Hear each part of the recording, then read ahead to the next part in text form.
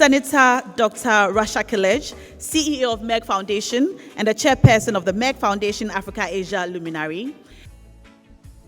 Thank you very much for having the time to be here, and allow me, before I start my talking points, to acknowledge and appreciate and welcome my dear sisters, the First Ladies of Africa and Ambassador of Merck Foundation, More Than a Mother.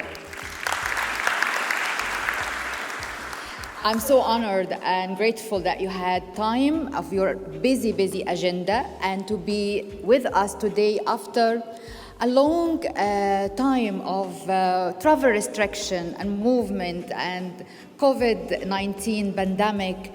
3 years since last meeting, we had gathered all together at one of the previous edition of Merck Foundation Africa Asia Luminary, which held in Ghana in 2019.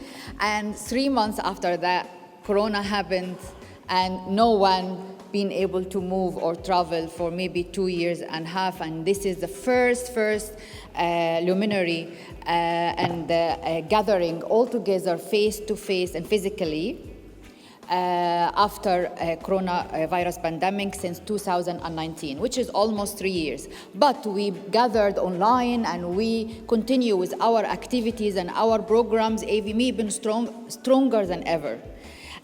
But let me allow me to welcome Her Excellency, alphabetically of course, Her Excellency the First Lady of Botswana, Her Excellency the First Lady of Burundi, Her Excellency the First Lady of Democratic Republic of Congo, Her Excellency the First Lady of Gambia, Her Excellency the First Lady of Ghana, Her Excellency the First Lady of Liberia, Her Excellency the First Lady of Malawi, Her Excellency the First Lady of Mozambique, Her Excellency the First Lady of Namibia, Her Excellency the First Lady of Sierra Leone, Her Excellency the First Lady of Zambia, and thank you very much for having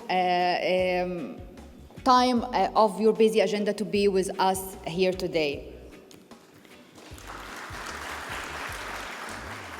Of course, joining us online and for the first time that we're making this luminary hybrid, and usually for the participation of the First Ladies, we only have the physical attendance, but today is an exception because what I'm going to say later. I would like to welcome Her Excellency the First Lady of Angola with us online, and Her Excellency the First Lady of Central African Republic.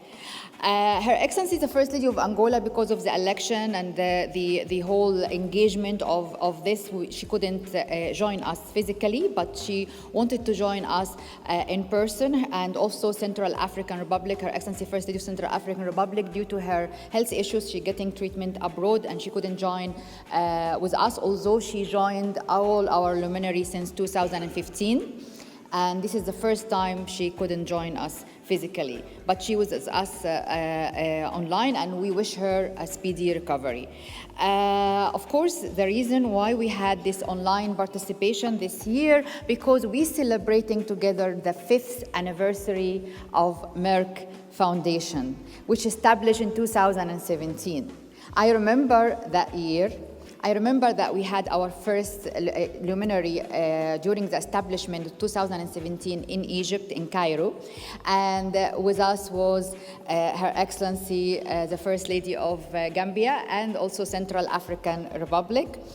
It was really important milestone, as well as this year. Also, 5 years, it's very important for us, because we achieved a lot of impact. But of course, as you all know, we started our program in 2012, which is 10 years ago. But the establishment of the foundation came just after. 2012, we are all together. We're building capacity, we're raising awareness, we're doing a lot of development programs with a great success and huge improvement year after year after year, until we established the foundation in 2017. So we are also celebrating 10 years together, 5th anniversary, 10 years together. So this is a very important occasion, and for me and for all the Merck Foundation team, and our partners and our ambassadors. So thank you for being here today to celebrate the 5th anniversary of Merck Foundation. Happy anniversary, Merck Foundation. I'm very proud that I'm here today, and we just have to showcase all our achievements and all our impactful programs from each country by Their Excellencies, the First Ladies of Africa. So all of them will report the progress and the impact and how we touch people's lives every year. We had, until now, provided more than 1,470 scholarships to doctors in 50 countries, which is a huge, huge milestone, a huge footprint. These doctors, they will and they are already contributed to transformation of patient care landscape in their countries, because many of them was the first specialist in their countries. First specialist in reproductive and sexual care, first specialist in oncology, first specialist in diabetes, endocrinology, respiratory care, intensive care, pediatric emergency, resuscitation and emergency medicine, internal medicine, and many other specialties. That's really, really important and critical and underserved in our countries. So very proud that Merck Foundation has realized the right strategy to improve access to quality and equitable healthcare solution in each country in Africa. And of course, we also provided to some Southeastern Asian countries and also Latin American, because today we are celebrating or marking yesterday World Diabetes Day, which is very, very, very important.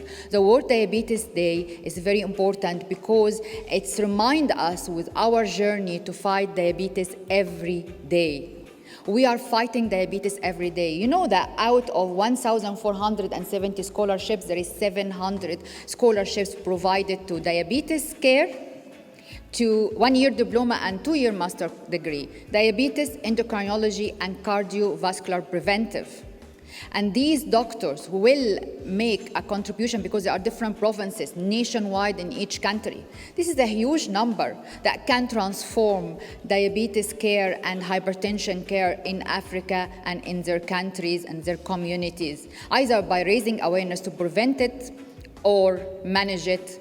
And this is very, very important. Therefore, I have a small gift we made that I wish this song, it's actually a remix between Portuguese, French, and English, to be the national and the formal song of diabetes in each country. I know that there is a lot of media here, and of course we have my dear sisters, excellencies of First Ladies. I would like this song to be in the FMs, in the TVs, so it can actually contribute to changing, making a culture shift to healthy lifestyle, eating healthy, exercise regularly, stop sugar. All these things we need to educate our young and children and youth.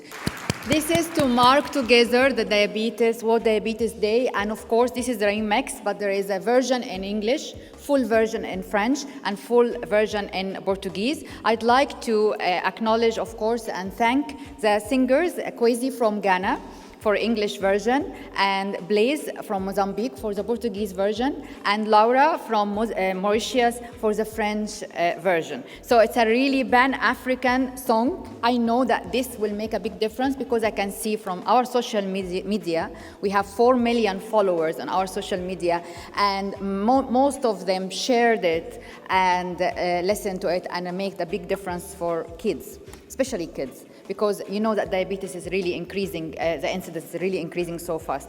Of course, I will not forget the More Than a Mother campaign and the video we have watched for Jackeline, and this is actually remind us with the purpose of having Merck Foundation and More Than a Mother, the signature movement to break the stigma of infertility, but also you will see after some time, Educating Linda program and how we support girl education, because we believe very much in the importance of girl education. And how to educate a girl, you can educate the whole community and the whole country and the whole economy development and social development.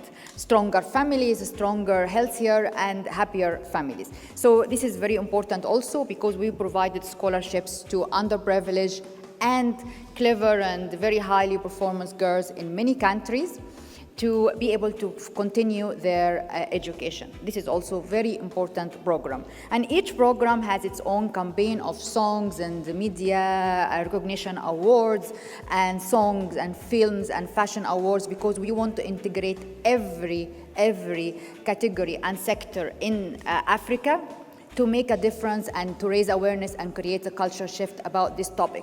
Many of the wide range of critical social and health issues like what we mentioned, but also ending child marriage, ending FGM, and stopping gender-based violence, which is very, very important. So thank you very much for being with us here today. It's my great pleasure and honor to have you and have my guest of honor with us today. Thank you very, very much.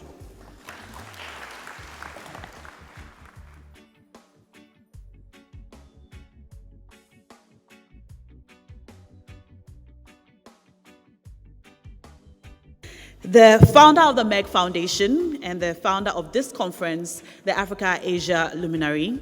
He's also the chairperson of both Merck KG and the Board of Trustees of the Merck Foundation. Professor Dr. Frank Stangenberg-Haverkamp.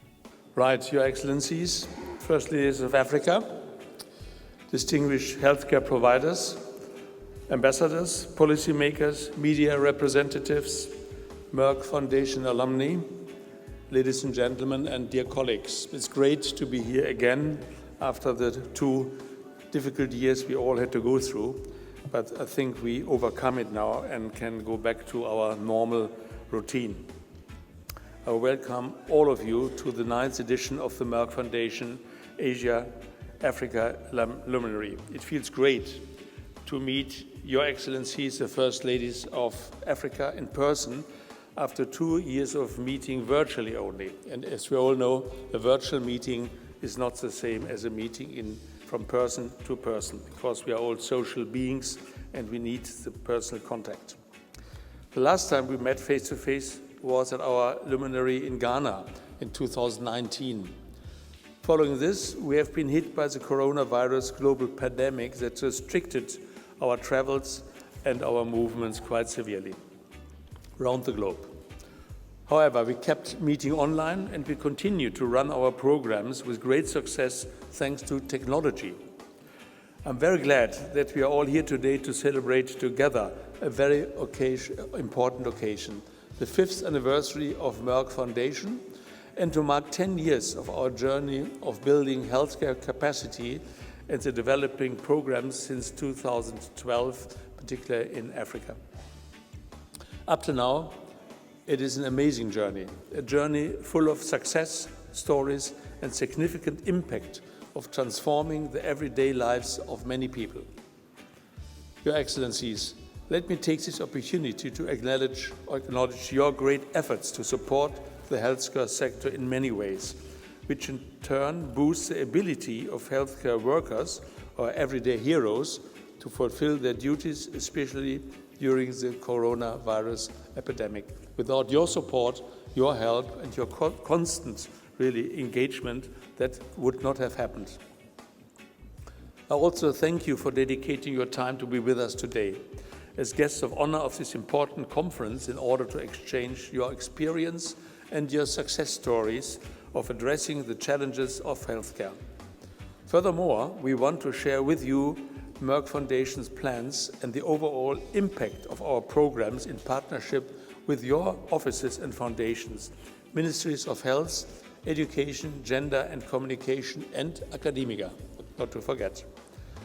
I appreciate your great efforts as ambassadors of Merck Foundation more than a mother in raising awareness and building advocacy to strengthen the education of girls, empower women in general, and to empower childless women in particular, so addressing information and education and to achieve a change in mindset.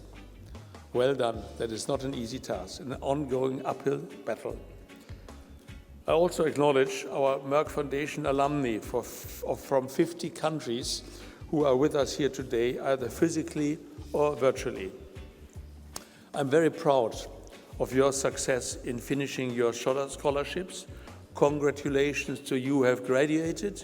You are the future healthcare expert in our countries. In fact, the effects of Corona-19 pandemic have highlighted the importance of focusing on building and advancing healthcare capacity, training medical staff at all levels nationwide to be our first line of defense, especially in times like these.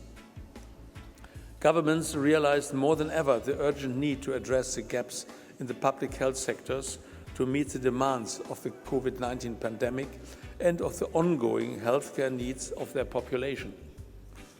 Therefore, we appreciate your valuable role, and we are happy that Merck Foundation contributed in a big way since 2012 towards transforming patient landscape in 50 countries across Africa, Asia, and Latin America through providing more than 1,470 scholarships of one-year diploma and two-year master degrees for medical doctors from over 50 countries in 32 critical and underserved medical specialties, such as oncology, diabetes, cardiovascular disease, fertility, embryology, sexual and reproductive care, endocrinology, respiratory care, acute and intensive care, pediatric emergency, internal medicine, advanced surgery, microbiology, and infectious diseases, and more. So in virtually every area of medicine. Ladies and gentlemen, it is very important to mention that many of the Merck Foundation alumni are becoming the first specialists in their countries, such as Liberia, Niger, Chad, the Gambia, Burundi, Malawi, Sierra Leone, Zambia, Zimbabwe, Central African Republic, Botswana, Namibia, Mauritius, Guinea, Ethiopia, Congo, Nepal, Bangladesh, and more countries. So we are really making history together. I personally met many of the doctors who received these scholarships and listened to their experience and heard many success stories. I was truly impressed by their passion and the huge impact they have on their patients and their communities after their graduation. This made us even more confident and committed to continue funding our programs and partnerships to be in a position to touch more people's lives and to become part of Africa's future. We will never be able to achieve this huge milestone without your Excellencies' continued support, efforts and dedication to the well-being of your nations. One can't mention this often enough. So let's join hands and continue working together to realize the vision of Merck Foundation. Everyone in the world should lead a happy and fulfilling life, or at least gets a chance of it. Together, we have achieved so far huge success, and we are going to continue and extend our support to achieve even more. I truly believe in the bright future of Africa. Therefore, we started our programs in 2012 to lead this beautiful continent to a better future. Good healthcare can transform the lives of individuals and families across developing countries. It can significantly contribute to the sustainable economic and social development of any nation, and that is very important, because healthcare is a major driver of economic growth and consequently of social progress. Your Excellency, furthermore, I very much appreciate your great interest and dedicated efforts as Merck Foundation More Than a Mother ambassadors to break the infertility stigma and to build fertility and reproductive care capacity in your countries. This will contribute to empowering women who live with the infertility stigma and suffer its severe psychological and social consequences.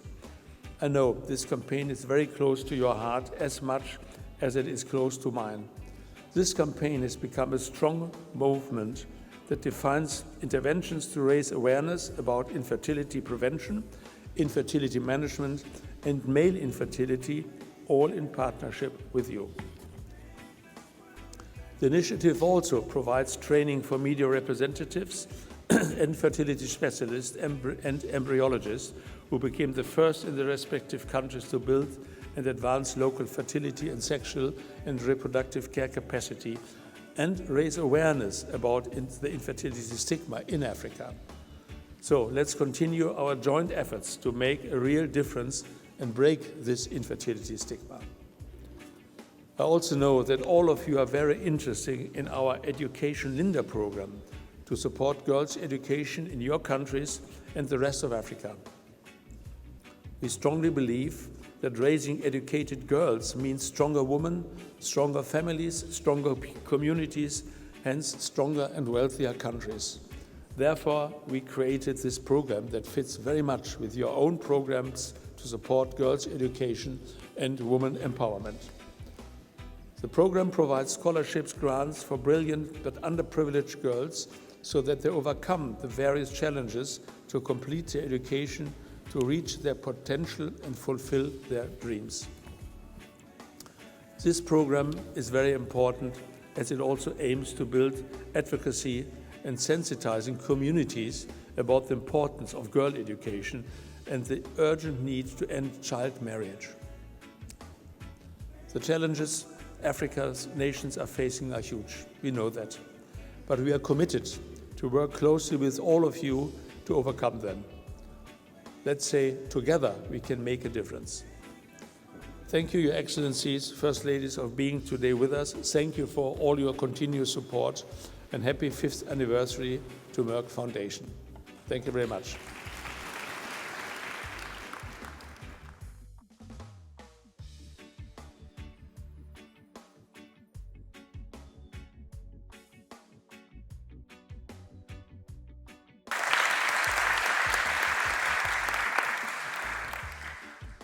Her Excellency, Mrs. Neo-Jane Masisi, the First Lady of the Republic of Botswana.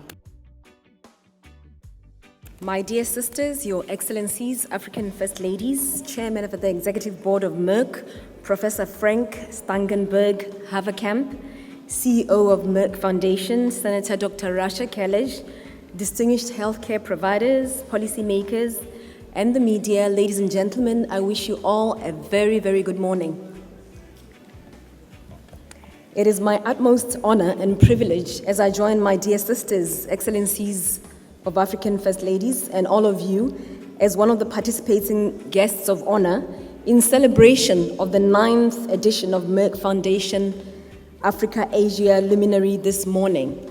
This conference comes at a historic moment when the world is going through a recovery phase after experiencing the devastating effects of the COVID-19 pandemic. Therefore, it is of significance that we are able to once more meet in person as long-term partners after a 24 months disruption brought about by the pandemic. A pandemic that was accompanied by many lessons as it revealed just how fragile some of our health systems are.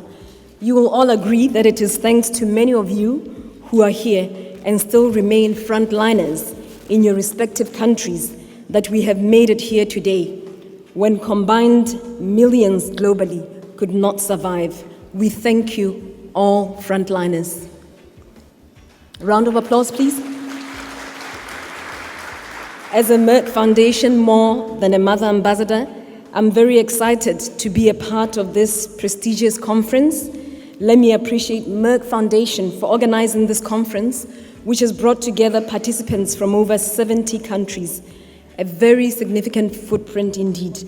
I would like to take this opportunity to acknowledge the continued valuable partnership that we have with Merck Foundation, spanning 4 years since our first meeting in Dakar, Senegal, which actually seemed like just yesterday, with so much being done. During this period, together we have achieved some very important milestones as tangible impact has been made in building quality and equitable healthcare capacity, and including efforts to break the stigma of infertility and to stop gender-based violence. All these initiatives building on to the attainment of Sustainable Development Goal 3, which aspires to ensure healthy lives and promote well-being for all at all ages by 2030. SDG 3 can be achieved through access to quality healthcare, which ideally would be provided by qualified medical personnel. Through the Merck Foundation partnership, 31 scholarships have been provided to medical personnel from the public sector in Botswana. These are from different underserved and critical specialties such as diabetes, endocrinology, dermatology, oncology, respiratory medicines, acute medicines, and sexual and reproductive medicines. Similar to many of our countries, ladies and gentlemen, non-communicable diseases remain a threat, as these silent killers contribute to a significant number of deaths in our countries. COVID-19 also confirmed the threat that NCDs pose. Those with underlying conditions were placed as the most vulnerable during the epidemic. For those scholarships covering NCDs, this program contributes in part to Botswana's national strategic framework on NCDs. Let me share some specific numbers of doctors who are beneficiaries of these scholarships. There was a scholarship provided to a doctor for the Oncology Fellowship Program in India, and pleased to say that she has completed the course and back to the country to serve our people who need her services. 16 scholarships have been provided for the postgraduate diploma and MSc in diabetes and postgraduate diploma in endocrinology. 4 scholarships were also provided for the postgraduate diploma and MSc in acute medicine, and 1 scholarship for respiratory medicine. A scholarship was provided for a postgraduate diploma in dermatology, and 1 scholarship for postgraduate diploma in gastroenterology. Additionally, 7 scholarships have been provided for postgraduate diploma and MSc in sexual and reproductive medicine. And for my country, Botswana, this will significantly improve women's health in general and reproductive health, more so that we have a limited number of gynecologists in the country. Naturally, this program is of particular interest to me as a Merck Foundation More Than a Mother ambassador. Excellencies, First Ladies, ladies and gentlemen, I'm very appreciative of the strong commitment that Merck Foundation has in strengthening health systems, which serve to advance healthcare in the public sector, not only in my country, but across Africa, Asia, and underserved communities globally. All these contributions will ensure improved health outcomes, resulting in healthy communities, healthy nations, and a healthy world, which contributes to overall development. During COVID-19, like many other countries, we experienced an accompanying pandemic where we saw an unprecedented increase in gender-based violence and child abuse. As part of our program to stop gender-based violence, I'm very happy to share that Merck Foundation donated 20 industrial sewing machines, which have been distributed to women groups whose mandate includes fighting against gender-based violence and women empowerment.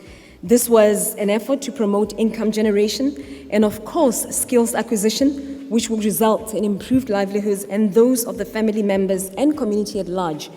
The aim is so victims of domestic violence become independent as productive members in the society, thus reducing dependency on men who are the main perpetrators. To date, we've distributed 14 of those sewing machines, and the remaining will be donated during the first quarter of 2023.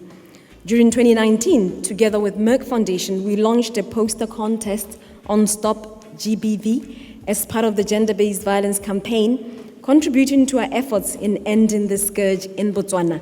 My office is currently in the process of compiling the winning posters into a publication which will be shared in the very near future. Dear Excellencies, ladies and gentlemen, gender-based violence continues to destroy families and has not only taken us back in the achievement of development goals, but promoted disunity within communities, both at national and international levels. I continue to accelerate efforts in the fight against the scourge, and I must say that the government of Botswana also has stepped up efforts in the prevention and response to gender-based violence. Allow me, ladies and gentlemen, to highlight other ongoing initiatives currently supported by Merck Foundation.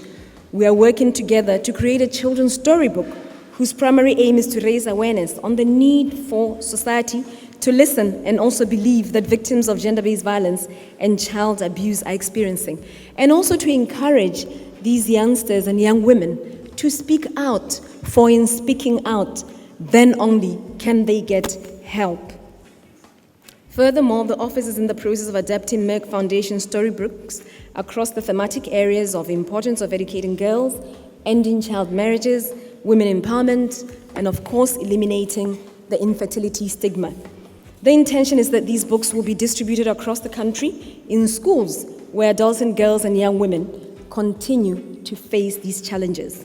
Merck Foundation has also provided support to development of a gender-based violence song, which forms a part of my national GBV awareness campaign, with a key message of sensitizing the public on gender-based violence, and as a call for communities to act together against this evil, particularly the men, that you are a major stakeholder and actually you can make the difference.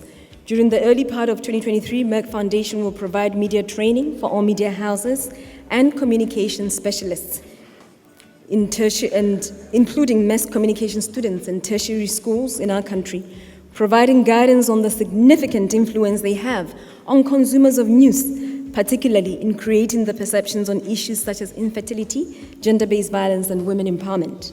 Ladies and gentlemen, we have also launched together More Than a Mother Awards for filmmakers, media, those in the media, singers, fashion designers, across a wide range of social issues mentioned earlier.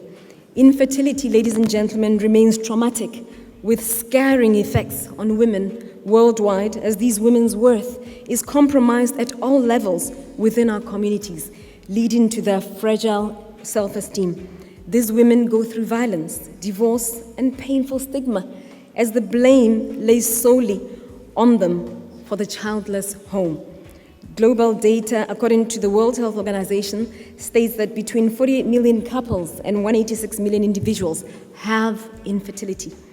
Whilst we are not aware of the exact figures on infertility in Botswana, from anecdotal evidence, it is known that polycystic ovary syndrome is the main cause of infertility, followed by endometriosis and other tubal disorders. And this lack of numbers and concrete data points at the fact that there are gaps in research. And those of you who are in academia and research institutions, I urge you to continue collecting this data and may it given the priority that other data is given. Nonetheless, due to delays in seeking medical attention by the majority, women consequently suffer from social stigma, putting them further at risk of abuses by their partner, family members, and community. Similar to most of our countries in Africa, availability, access, affordability, and quality of interventions to address infertility remain a challenge in Botswana. Just to share a few numbers, there are a limited number of gynecologists in the public sector who ordinarily serve the majority of citizens who cannot afford private medical facilities. To illustrate the extent of dire gaps in service provision, there's only one fertility specialist who's in private sector and based in the capital city of Gaborone. We can see that those in the rural areas are automatically disadvantaged. Not only can they not afford use of these services, but also they do not have the economic muscle. The lack of trained personnel and high cost of treatment remain barriers to accessing world-class fertility care. Currently, assisted reproduction interventions such as IVF are only offered by one fertility specialist in the country, as I had said earlier. Moreover, medical insurance schemes do not cover costs for this intervention, making it largely unavailable and unaffordable to the majority. The few who can afford such services seek medical attention in neighboring South Africa, with the exceptional traveling outside the continent. These interventions no doubt place a financial burden to the couples, with the added anxiety burden that success is not even guaranteed after spending so much. In addressing infertility in our country, some gender-related issues could be mitigated, and it requires strengthening health system capacity in fertility care. Once again, I would like to thank Merck Foundation for hosting us and for their valuable programs geared at advancing our healthcare sector and raising awareness about sensitive issues such as infertility stigma, child marriages, and gender-based violence. I appreciate that they have continued to prioritize support despite resource constraints, financial to be specific, that were posed by the COVID-19 pandemic. in addressing these issues. It will improve health outcomes in our respective countries. These initiatives also serve to further empower women and girls and give them self-esteem as they in turn continue to take care of future generations of both girls and boys, because we should never forget those boys out there who will one day become men. And both the two girls and boys will one day become the men and women leading our countries, most importantly, helping us achieve the no one left behind. I continue to pledge my commitment to the Merck Foundation First Ladies Initiative, and I look forward to the years of partnership ahead. Once again, happy anniversary, Merck Foundation, and thank you for caring through all these seasons. I thank you all for your attention.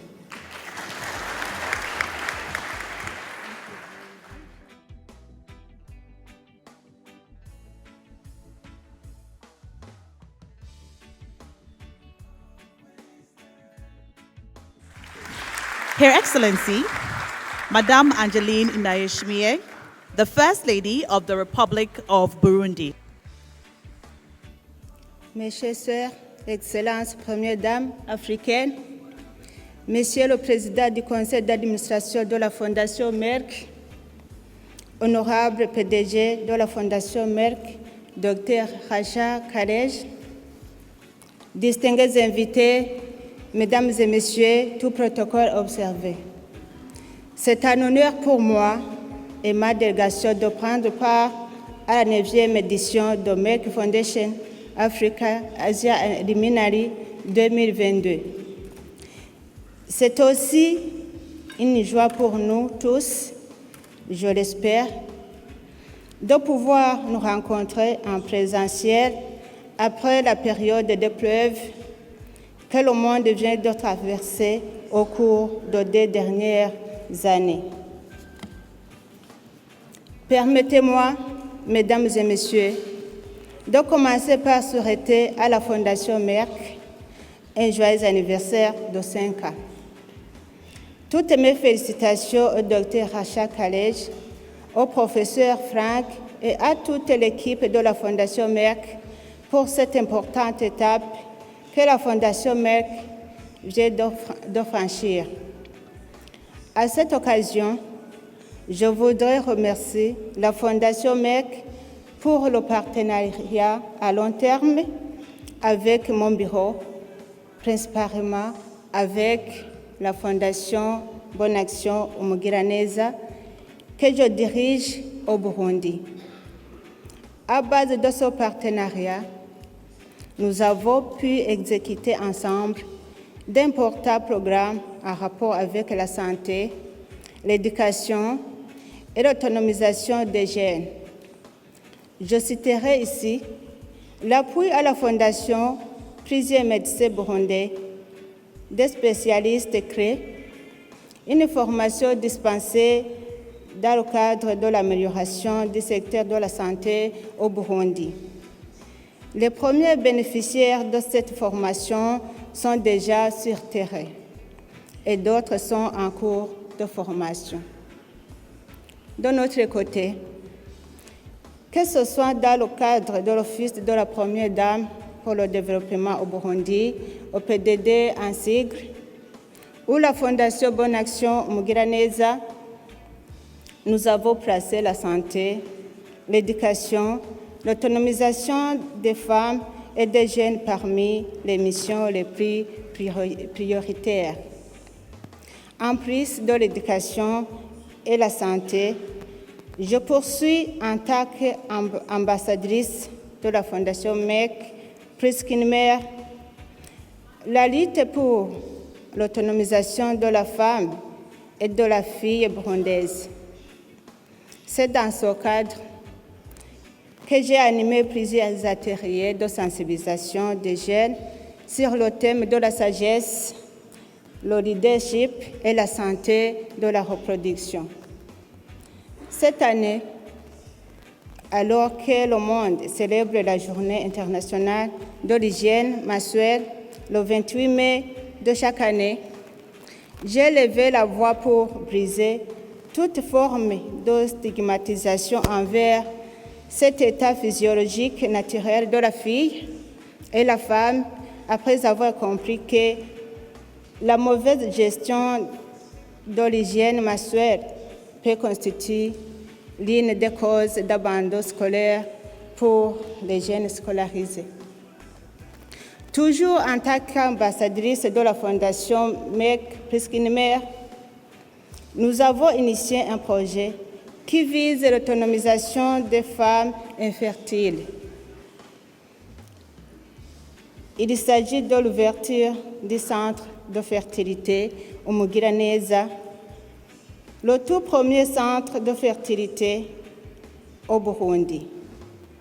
Je remercie la Fondation Merck d'avoir appuyé la fondation de nos spécialistes en fertilité en embryologie. Nous continuons à préparer l'équipe des médecins spécialistes locaux. Selon les données de l'OMS, un couple sur 4 est infertile dans les pays en voie de développement, le Burundi inclus. Cette incidence est relativement élevée par rapport à la place qu'occupe un enfant dans nos communautés africaines. Il est triste de réaliser que dans de nombreuses cultures, y compris la nôtre, les femmes sont constamment victimes de violences et de discrimination à raison de leur incapacité à avoir des enfants, bien que 50% de l'infertilité soit due aux hommes. Par la création de ce centre, nous espérons apporter une grande contribution dans notre société. Excellence, Première Dame, honorable Dr Rasha, tout protocole observé. Le partenariat avec la Fondation Merck nous a aussi permis de mettre en action notre mission d'autonomisation des jeunes via des programmes importants, celui baptisé Éduquer Linda, ainsi que des concours médias. Le prix octroyé dans ce concours vise à encourager les jeunes talents pour être champions de la santé et autres aspects sociaux afin de créer un changement de culture dans nos communautés. Pour terminer, je voudrais saluer de tout cœur le partenariat à long terme avec Merck Foundation, tout en réitérant mon engagement de continuer à appuyer notre gouvernement dans les secteurs les plus sensibles de la vie nationale, comme l'éducation, la santé et l'autonomisation des jeunes et des femmes. Je vous remercie.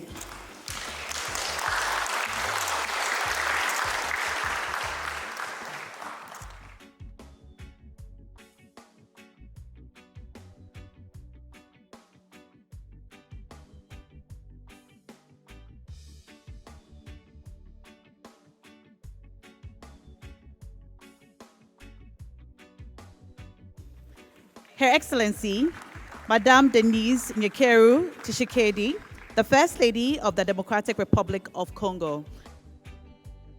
Excellence, Première Dame, chères sœurs,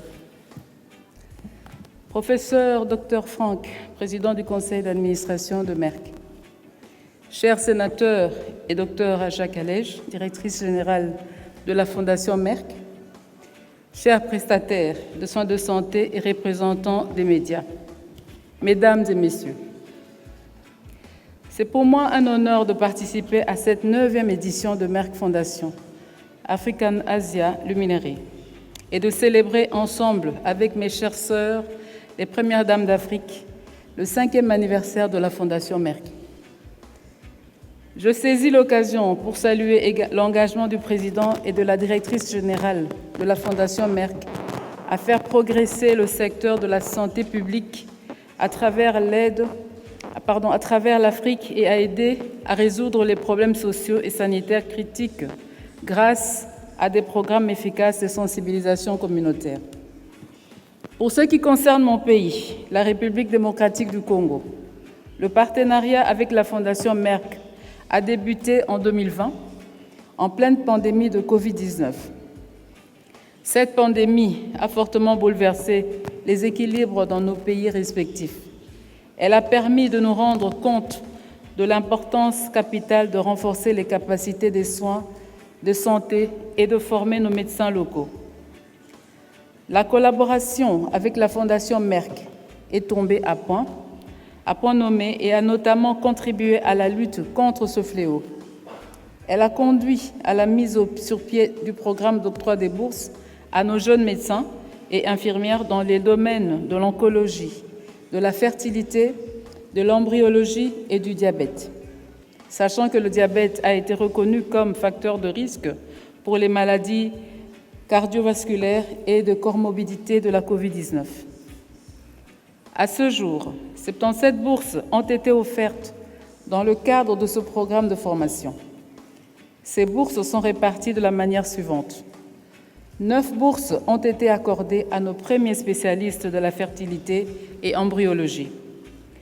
67 bourses sont accordées à nos jeunes médecins de différentes provinces pour un cours de master sur le diabète en langue française, dans le cadre du programme national de points bleus du diabète de la Fondation Merck. Enfin, une bourse a également été accordée pour le programme de bourse en oncologie et le médecin a terminé avec succès le programme. L'excellente nouvelle est que 4 autres bourses seront accordées dans les prochains jours.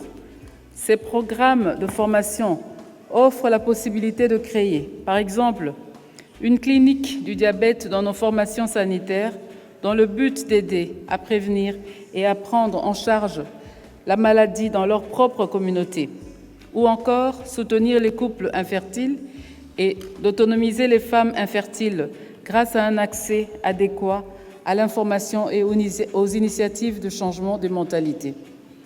Mesdames et messieurs, le partenariat à long terme avec la Fondation Merck nous offre à présent la possibilité d'inclure dans les divers programmes de formation les infirmières et les techniciens dans le but de renforcer notre système de santé et de transformer à tous les niveaux le paysage des soins contre le cancer ou encore l'infertilité.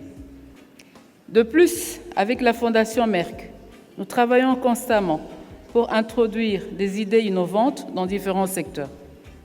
Ensemble, nous avons organisé au mois de juillet dernier la formation en ligne des professionnels des médias sur les questions de santé. Cette importante formation a été suivie par plusieurs de nos journalistes qui ont beaucoup apprécié cette initiative.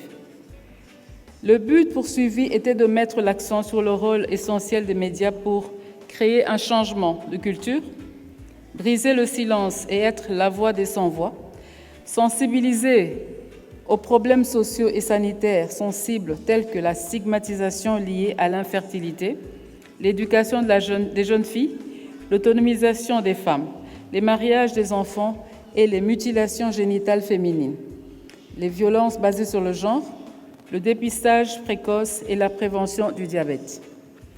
Ensemble, nous avons également lancé l'appel à candidature pour 8 prix importants pour les médias.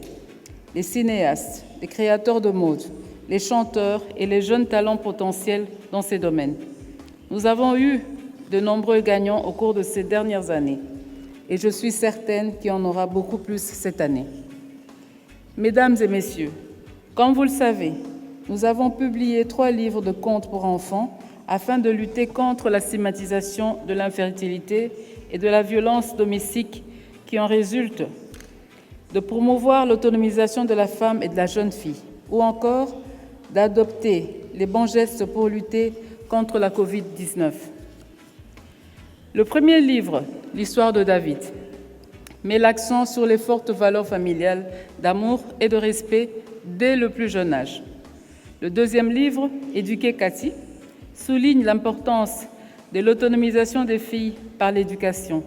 Et le dernier livre, intitulé Faites le bon choix, sensibilise les enfants et les jeunes sur la prévention de la COVID-19. Un total de 30 000 exemplaires de ces 3 livres de contes ont été distribués aux jeunes lecteurs, élèves des écoles et autres partenaires. Nous travaillons sur 5 nouveaux livres d'histoire qui visent à promouvoir l'éducation des filles, à mettre fin au mariage des enfants et autres types de violences basées sur le genre et à sensibiliser en dernier lieu sur le diabète. Pour clore ce registre, je mentionnerai que nous avons fourni, dans le cadre du programme Éduquer Linda, 3000 exemplaires d'articles scolaires essentiels pour les écoles des filles dans mon pays.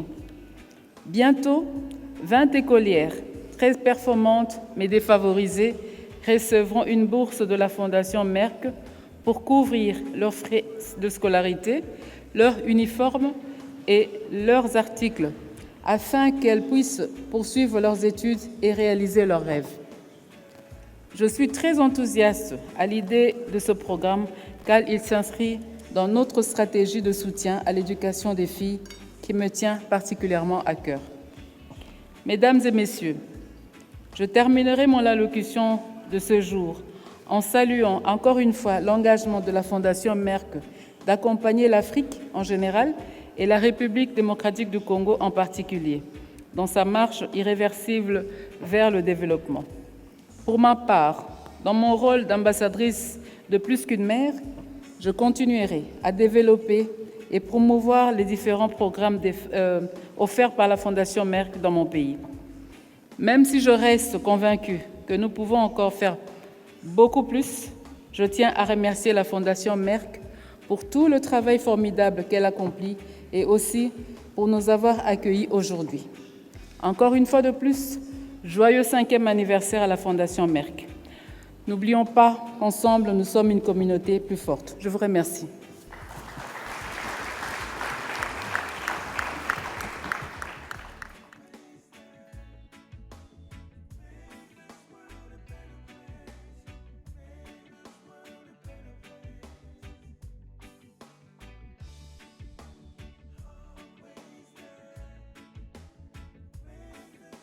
Her Excellency, Mrs. Fatamatu Babaro, the First Lady of the Republic of Gambia. My dear sisters, Excellencies, African First Ladies, the Chairman of Executive Board of Merck, Professor Dr. Frank, the CEO of Merck Foundation, Senator Dr. Rasha Kelej, distinguished health professionals here present, media, ladies and gentlemen, good morning. It gives me immense pleasure to join you all today for the 9th edition of Merck African Asian Luminary. Together, my sister First Ladies, we celebrate the 5th anniversary of Merck Foundation. And I wish to begin by congratulating the chairman of the executive board and the CEO of the entire Merck Foundation and team on this occasion. I also wish to seize this opportunity to also acknowledge this important platform and valuable partnership that we had established with Merck Foundation as African First Ladies. It is important to mention that I was part of the launch of the Merck Foundation along with my delegation in Egypt in 2017. And in February the same year, I had also hosted Merck Foundation CEO in the Gambia. We highly welcome the collaboration with Merck to help address some of the health and social challenges in my country. And together, we launched our long-term partnership to build healthcare capacity for the next 10 years. And 5 years later, here we are. Excellencies, ladies and gentlemen, over the years, as a more than a mother ambassador campaign, I worked with Dr. Rasha Kelej to ensure that capacities are built to obtain significant impact on our future health experts as able to be transformed the landscape of the healthcare sector in the Gambia by providing specialty training for local doctors and other health professionals. Since the start of the partnership in 2017, through my office and my foundation, in partnership with the Ministry of Health, we had provided more than 60 scholarships to young Gambian doctors in many critical and underserved medical specialties. Specialist training is also provided for the first time in some areas so as to ensure that all the healthcare needs of Gambians are met by qualified experts. Where women are concerned, training is provided on fertility as well as sexual reproductive healthcare to change women's health for the better. I am especially proud of this achievement as a First Lady, an African woman, and equally as Ambassador of More Than a Mother. In an effort to monitor the evaluate the progress made, we conducted our first annual summit with Merck and health experts from the Gambia virtually to follow up the discussions, our joint capacity building and development programs with a focus on patient care as a priority. It was also a pleasure meeting Dr. Rasha Kelej at the Foundation headquarters earlier this year to discuss our ongoing programs, review its amazing impacts, and explore the possibility of expansion in existing and new areas of benefit for all Gambians. Excellencies, ladies and gentlemen, our partnership journey is growing stronger each year, and I am happy to state that we have achieved milestones together indeed. We had a significant impact in a very short period, building healthcare capacity in various fields and raising awareness on paternal issues, including infertility, prevention, management, male infertility, COVID-19, just to name a few. We constantly work with different ministries, such as those of health, gender, education, and communication to sensitize the communities on these issues. We also encourage other segments of society by providing mentorship programs for partners within the media, entertainment, and fashion industries to provide their critical roles in effective community awareness on health-related matters and others. Excellencies, ladies and gentlemen, raising awareness at the grassroots level of communities is important, but another effective communication tool that we had adopted is the distribution of children's storybooks. Such stories have underlying messages to address different forms of discrimination, gender-based violence, cultural-related barriers, the global COVID-19 pandemic, and others. Such harmful practices can be reduced through advocacy and access to information. We therefore confident that it will make a huge difference in creating a cultural shift, and I am sure, like the rest of you, we will soon be launching 5 more children's storybooks on important topics, including ending child marriage, promotion of girls' education, putting an end to GBV, as well as raising awareness on diabetes and hypertension, which are common in the Gambia as well. In this juncture, I would also like to propose to our partners and to you all to consider issues like cancer, obstetric fistula as part of our sensitization campaign, healthcare training package, and other future programs. Like the issue of infertility, obstetric fistula is a dehumanizing condition that affects the human dignity of many women simply due to their lack of knowledge to seek help and get the required care and treatment. Cancer is also causing millions of deaths each year among African women, and more effort needs to be done in terms of awareness creation to get women screened for breast and cervical cancers as a preventive measure. Remember, cancer-related deaths are preventable if only diagnosed early and treated on time. Future initiatives can therefore include key messages of breast self-examination for breast cancer prevention, for example, and encourage the needs for regular cervical cancer screening amongst women, or rather mothers. Excellencies, ladies and gentlemen, Each year, many African women and girls suffer from various health conditions due to the lack of information and knowledge thereof.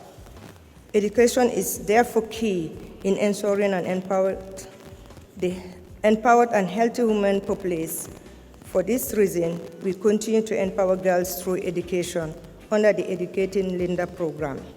In collaboration with Merck, we had rendered support to 20 unprivileged but brilliant schoolgirls, giving them the opportunity to complete their education and realize their full potential. This initiative will be undertaken on a yearly basis, and I am pleased to inform that another group of girls have already been identified for the local scholarship package. Additionally, 3,000 sets of essential school items were given to female students as a means of support and encouragement under this valuable initiative. We may also want to consider taking up the agenda of girls in areas of science, technology, engineering, and mathematics STEM, which is essential in the digitalized world and economic that we live in today. Access and knowledge of IT is necessary, and we must push further such an agenda to ensure that the existing digital gender gap is addressed.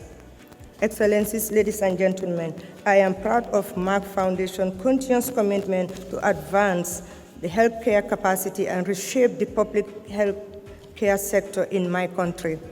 I am equally proud of their efforts to sensitize other communities on both urban and rural areas to support girls' education, break the stigma around infertile women, and to empower women all over through access to information, education, and health.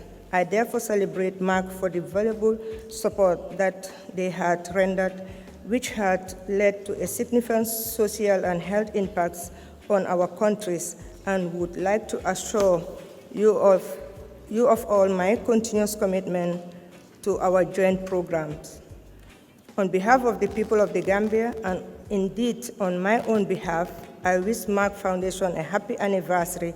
Thank you all for your invaluable partnership with us all as African First Ladies in service to our people and the continent. We all work together towards the Africa that we all want. Thank you.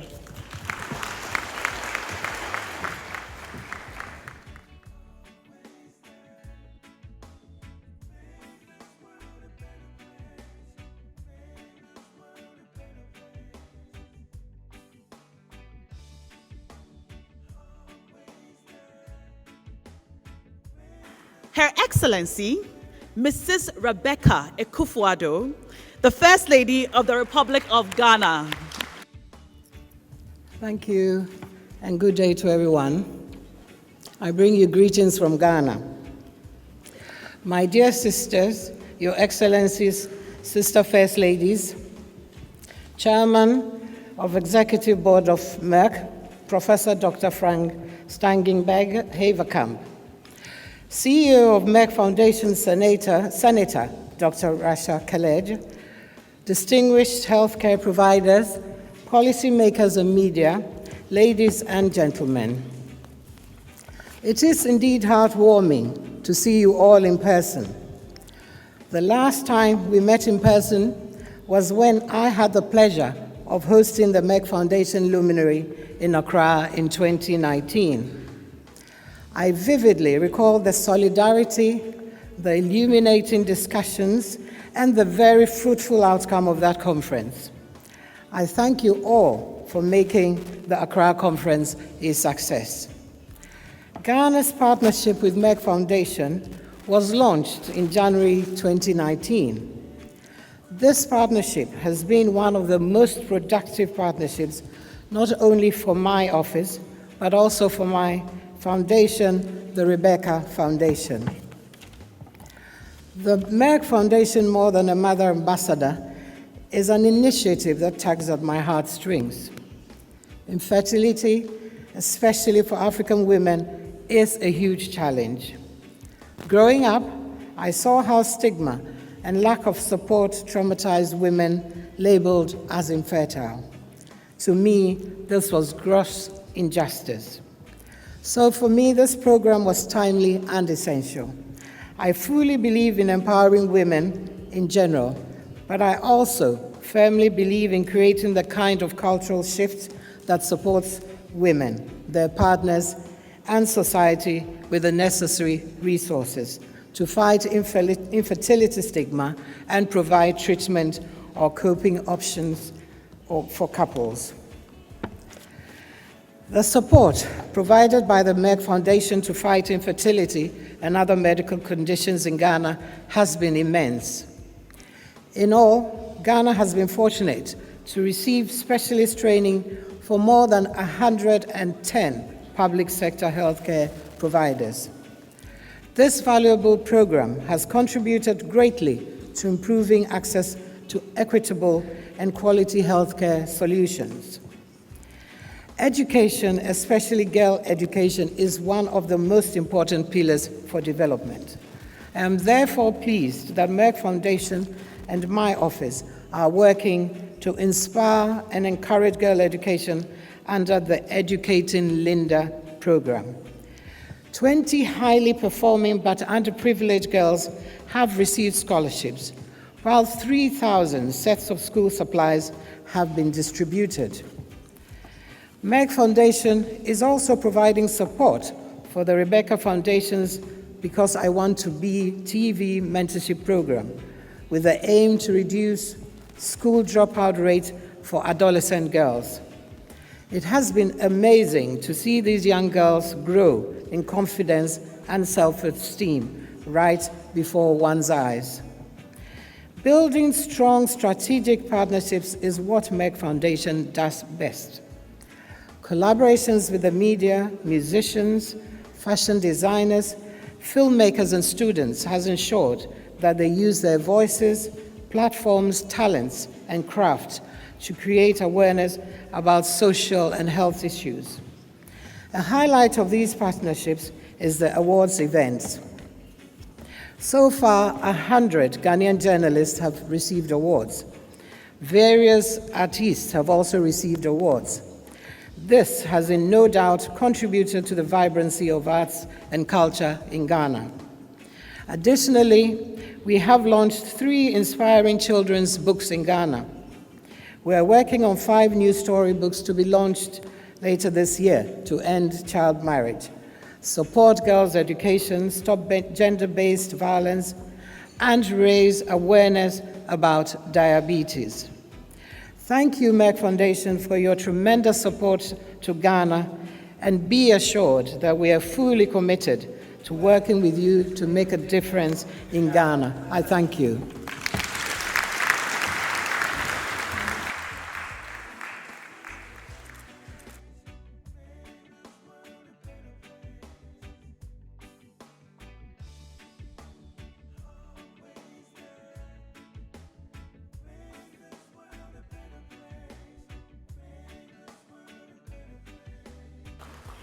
Her Excellency, Mrs. Claire Marie Weir, the First Lady of the Republic of Liberia. Good morning. So, my dear sisters, Your Excellencies, African First Ladies, Chairman of Merck Foundation, Professor Dr. Frank Stangenberg-Haverkamp, CEO of Merck Foundation, Senator Dr. Rasha Kelej, distinguished healthcare providers, policymakers, and media, distinguished ladies and gentlemen. This is indeed a joyous, momentous moment for me, and I dare to say all of us here gathered at this 9th edition of Merck Foundation Africa-Asia Luminary, and as well to celebrate together the 5th anniversary of Merck Foundation. Let me start by renewing the consciousness of all of us that though we can speak of many nations where excellent work continues to be done in the fight of COVID-19, let me urge that we continue to be ever careful and follow all health protocols. As I did the last time we gathered, let me send a message of love and respect to all healthcare workers who are at the forefront of COVID-19 response, providing high quality, respectful treatment and care for all of us. Their sacrifices and sincere commitment are worth applauding as we thank God for all that they do to save lives and make our continent and the world a better place. So today, as we gather physically and not via Zoom, we celebrate while being ever mindful of the importance of our healthcare system and must double our efforts to advance and build its capacity to ensure that all our people have unfettered access to equitable and quality care when needed. I am quite pleased to hear from my fellow sisters about their programmatic journeys and the progress being made in their respective countries. Such provide us with the understanding of what is working and how collectively, through the Merck Foundation, our continent and the world is changing for the better. In Liberia, we continue to overwhelmingly embrace Merck Foundation programs in a more contextualized way which has yielded great results in building the capacity, providing relevant training to her healthcare providers at all levels. If I may take you down memory lane, the last time we convened, I reported to you that over 35 Liberian doctors were undergoing specialty training, which would result in acquisition of diplomas and master degrees in many critical areas such as diabetes, cardiovascular, sexual and reproductive medicine, endocrinology, respiratory and acute medicine, oncology, and fertility specialists and embryologist training. Liberia, again, is making history, and I'm proud to be that conduit to make this happen through Merck Foundation. Dr. Rasha Kelej, Liberia owes you and the Merck Foundation a debt of gratitude as we appreciate our partnership with Merck Foundation and acknowledge their smart and serious strategies to provide specialty training for our local doctors even before this global crisis, so that they can provide the quality healthcare required by our people in the near future as Liberia continues to make great strides in building a robust healthcare system. In fact, my dear Dr. Kelej, your love and commitment, coupled with the outstanding intervention being made through Merck Foundation, continue to echo throughout Liberia, and I'm glad to serve as a conduit to make such achievable.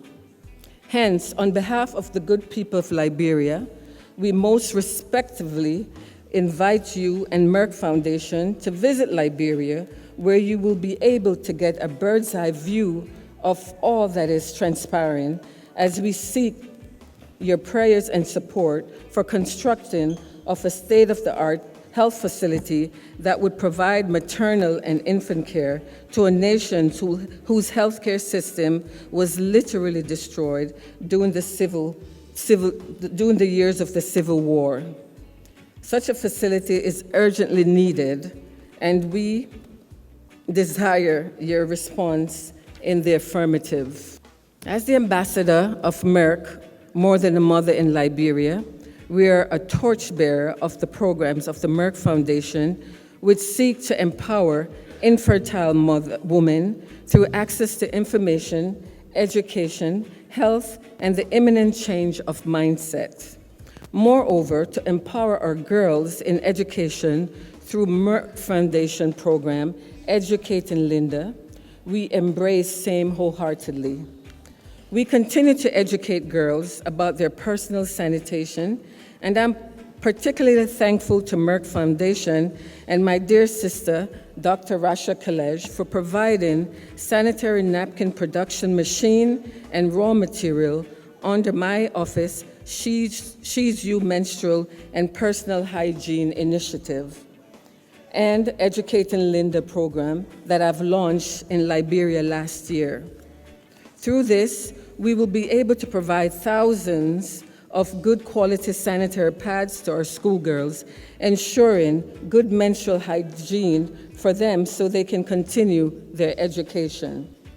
This program will provide very beneficial for our girls. This program will prove very beneficial for our girls and their empowerment through education, and I'm very passionate about this initiative. Also, as a part of Educating Linda program and my office Back to School program, we recently distributed 3,000 essential school items to schoolgirls.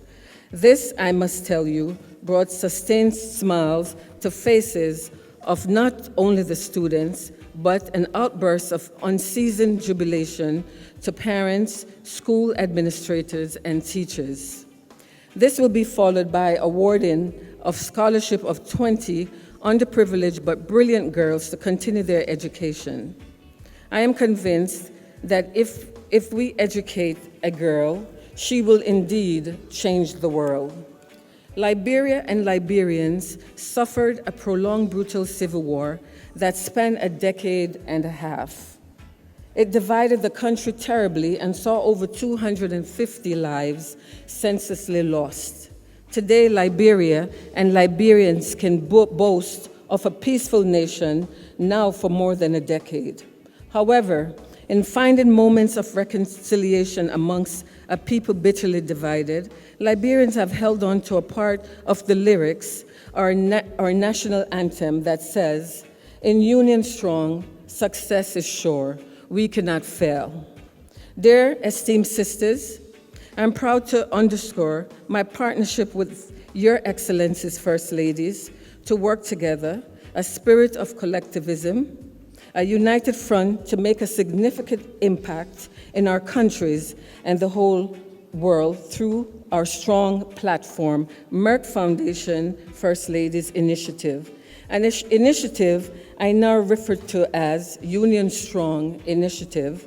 It is our role as First Ladies to establish a strong and long-term partnership with thoughtful organizations such as Merck Foundation and to capitalize on this opportunity to improve access to quality and equitable healthcare solutions for our community. In Liberia, the Clar Hope Foundation worked in tandem with the Merck Foundation, and together we continue to seek wholesome approaches in reaching out to all without discrimination. Our efforts continue to embrace all, including those who are physically challenged and visually impaired. We continue to provide donations to support the livelihood of our physically challenged. Salome, a Ugandan feminist and activist, put it this way: "It is the little things citizens do, that's what makes the difference." What we as First Ladies through the Merck Foundation do in our respective countries for our people are the things that continue to make the difference, and I'm proud to be an active part of this great movement. As I offer sincere thanks and appreciation to the Merck Foundation on behalf of the government and people of Liberia, led by His Excellency George Manneh Ware, I want to just add that Liberia is a wonderful nation that has brilliant, shining examples, and that has indeed risen from the valley of despair and now stands buoyantly, welcoming all to invest in a nation so richly endowed. I am very happy to be a part of this unique gathering. God bless us all. Thank you so much.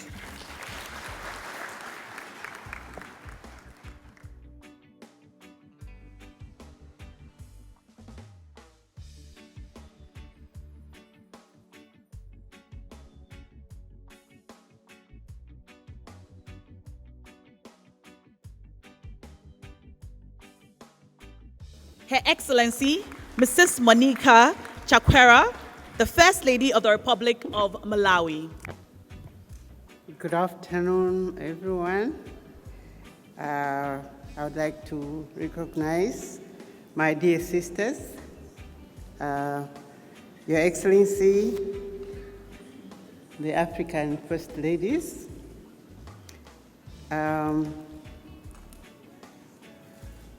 Chairman of the Executive Board of MEC, Professor Dr. Frank Stangenberg, CEO of Merck Foundation, Senator Dr. Rasha Kelej, distinguished healthcare providers and policymakers, members of the media, ladies and gentlemen, I hope you are all doing well. I can see some smiles. It's a good day that the Lord has given us. It is a great honor for me to be here in person today, and it is my first time, so I am sort of overwhelmed with so many first ladies, but I'm so happy to meet each one of you. Thanks to Merck Foundation, and this is, I understand this is our 9th session, physical session? Yeah, okay. So I'm glad to join the First Ladies. Some of you have been coming before maybe, but I'm happy to be here today. And congratulations on your 5th anniversary. Dr. Rasha Kelej and Professor Frank Stangenberg-Haverkamp. I hope I'm not murdering your names. You have done an amazing job in these past 5 years or 9 years, both, because I've heard sort of testimonies from my friends that have been working with the organization before, and I've seen that so much has already been accomplished. In true sense, we are celebrating 10 years, like we said. It's significant impact and transformation since these programs started in 2012 before the establishment of Merck Foundation, but the work was already going on, and the Merck Foundation was started in 2017, like we have already said. Just to continue from where you left, my appreciation goes to Dr. Rasha Kelej for bringing us all together to discuss the impact of our ongoing programs in partnership with Merck Foundation. I have worked closely with Merck Foundation since 2020. Like I said, I'm like new kid on the block. But I have seen that there is great impact from Merck Foundation help to our country. We are building healthcare capacity in the country. We are empowering infertile women and support girls' education. In Malawi, like the ladies have already talked about, we have those 3 programs. And on More Than a Mother campaign, before I came into this position, I didn't know we had that problem in Malawi. I mean, I didn't know it was that huge. Because in our culture, we usually don't talk about those issues. They're usually hidden. But when we came, and then I was trying to find out, do we have that problem here in the country? And when, we thank God with the social media, when we opened up a forum on social media, we were overwhelmed. So I'm very, very thankful, because me personally, maybe I wouldn't have thought about it, but with this program, we are working on it, and I am already seeing that there is great impact on breaking the stigma of infertile women and empowering them to to do some, we are empowering them through access to information, education, health, and change of mindset, like it's already been talked about.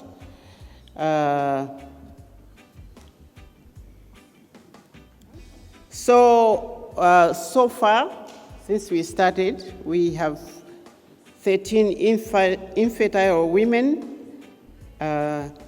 that have already been supported under the Empowering Banner initiative. These women have been assisted to establish their own small businesses so that they can be financially independent.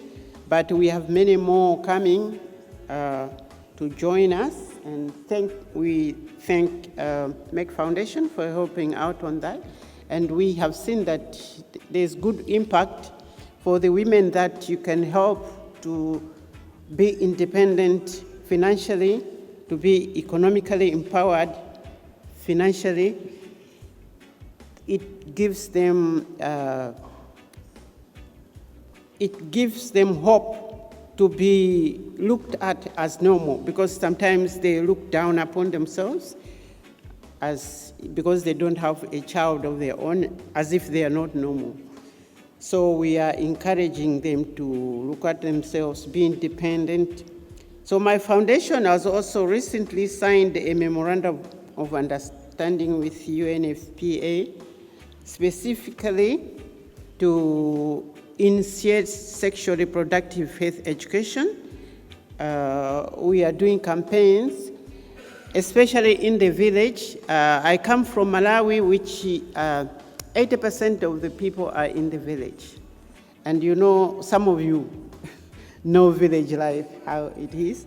So we are going to do some campaigns even in the village in collaboration with Ministry of Education and Ministry of Health, so that we can reach out to people, because they will suffer in silence. We want to form support groups so that people can encourage each other. So we are also, like it has already been described, providing financial support to women that are infertile to come up with economic empowerment projects, so we can help them, at least to give them something to do economically so they can be independent. So we are planning advocacy.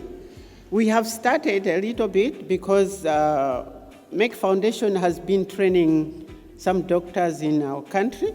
So we are all working together, the doctors and some people that can help us to campaign. We are all working together to go out in the village and talk about these issues. Some will say when you talk about problems like that, they are half solved. They usually half solved. That's what we are working on doing. I strongly believe that until African women take their rightful place and plays her rightful role in society, Africa shall always struggle to rise to her rightful place. For me, I believe women are the key. Together with Merck Foundation, my foundation is also implementing educating Linda program, which aims at supporting girls' education. My foundation is mainly supporting girls' education. In my mind, I'm saying, if all girls are educated, education is difficult in the village. I don't know about in your countries, but in my country, it's very difficult in the village because it's expensive, people can't afford. That's why for me, I'm passionate about educating girls, because in my country, there's high dropout of girls in primary school. So about 15% of girls reach year 8, which is end of primary school. Only 15% of those girls that are in year 8 go to secondary school. So I thought I can't afford to lose even one not doing secondary school, because then as a country we will not be progressing. So we are doing campaigns for girls to go to school, and then we don't want anyone selected to secondary school not doing school. So we are working together with other NGOs, and I discovered that in my country there was no NGO that was working on infertile women. So it was like untouched subject. But now I think we are sort of bringing awareness to all organizations to help out in that area as well. So educating Linda, empowering Bena, there are big programs that we are starting out now. So in educating Linda, we have so far sponsored 60 best performing girls in secondary school. And that is helping a lot. But of course, we would want more help. When women are empowered with the right education, skills, and opportunities, they can greatly contribute to the growth of Africa's economy. Economically empowered mothers will in turn empower their children, help their children to achieve their full potential, ably support their girls to stay in school and raise children. I think this has already been talked about so much, but I want to stress, because I don't think an educated woman can leave their children. And a person who is educated, I don't think they can leave their children uneducated. That's why, for me, I talk more about women than men. But of course, we support boys as well, but mainly it's girls. Because for me, I'm thinking, if every girl is educated, then the country will be unstoppable in development. Women that are economically empowered are a weapon we need in order to break the cycle of poverty as a continent. An African woman is the epitome of strength. Africa's development challenges will be fully addressed the day the African woman will be fully involved. She is the greatest asset in the economic development of the continent.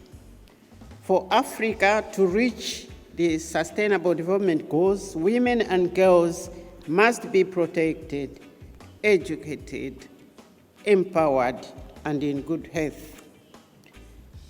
Together with the Merck Foundation, we have provided also 3,000 sets of essential school items to school-going girls in Malawi.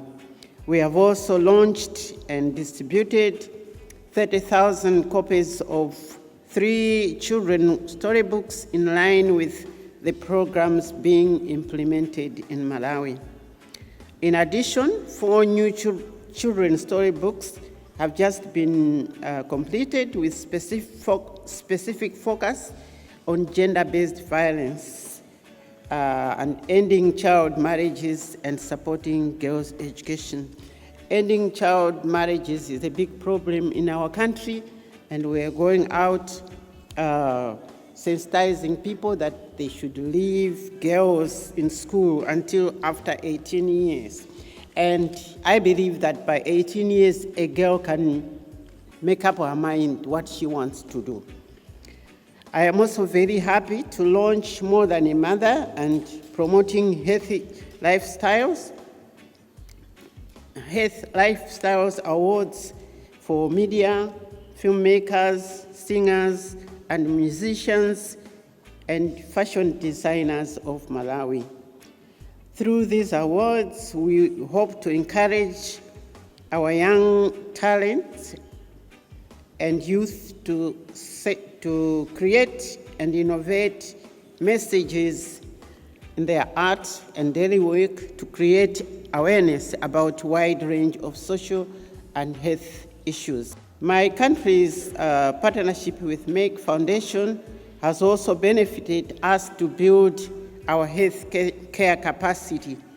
33 scholarships have been awarded to young Malawian doctors and nurses in medical specialties such as fertility and embryology, diabetes, endocrinology, oncology, internal medicine, sexual and reproductive medicines, respiratory care and acute care, and more. These scholarships are valuable to us as they are contributing towards advancing women's health and reproductive care in Malawi. It is my hope and prayer that more doctors and nurses will benefit from this program to help reshape and transform the landscape of the public health care sector in Malawi and improve access to quality and equity health care solutions. Like I said, some of these issues we were not aware, but now many people are becoming aware and they know there is help, they can be helped, and we are organizing ourselves. Like I said, 80% live in the village. We have to find ways of how we can help village people. Because in the city, you can go on social media, you can check what, in the village, those things are not available. So we have to go out and tell them that there is help. They shouldn't suffer in silence. We are there to help them. I think the message is going across the country that there is help. So on behalf of the Malawi people, we welcome the long-term partnership with Merck Foundation and with all of you, Excellencies,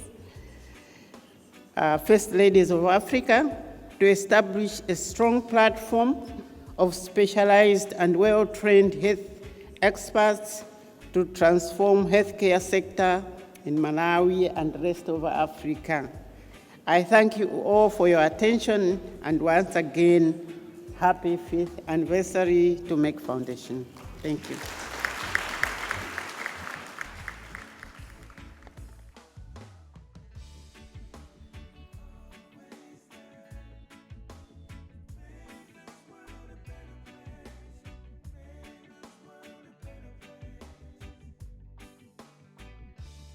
Her Excellency, Mrs. Isora Farao Nyusi, the First Lady of the Republic of Mozambique. Bom dia a todos. Minhas queridas irmãs, Suas Excelências, Primeiras Damas de África, excelentíssimos senhores embaixadores aqui presentes, excelentíssimo senhor Presidente do Conselho Executivo da Merck, Professor Frank, excelentíssima senhora Diretora Executiva da Merck Foundation, Senadora Doutora Rasha Kelej, distintos decisores políticos, profissionais de saúde e da comunicação social, minhas senhoras, meus senhores. Depois de um longo período de interregno ocasionado pela Covid-19, é um prazer retomarmos hoje este encontro presencial que nos permitirá fazer uma retrospectiva das atividades e perspectivar um alinhamento após a pandemia, um momento tão difícil para todos nós, mas, contudo, conseguimos superar com força e coragem todas as adversidades.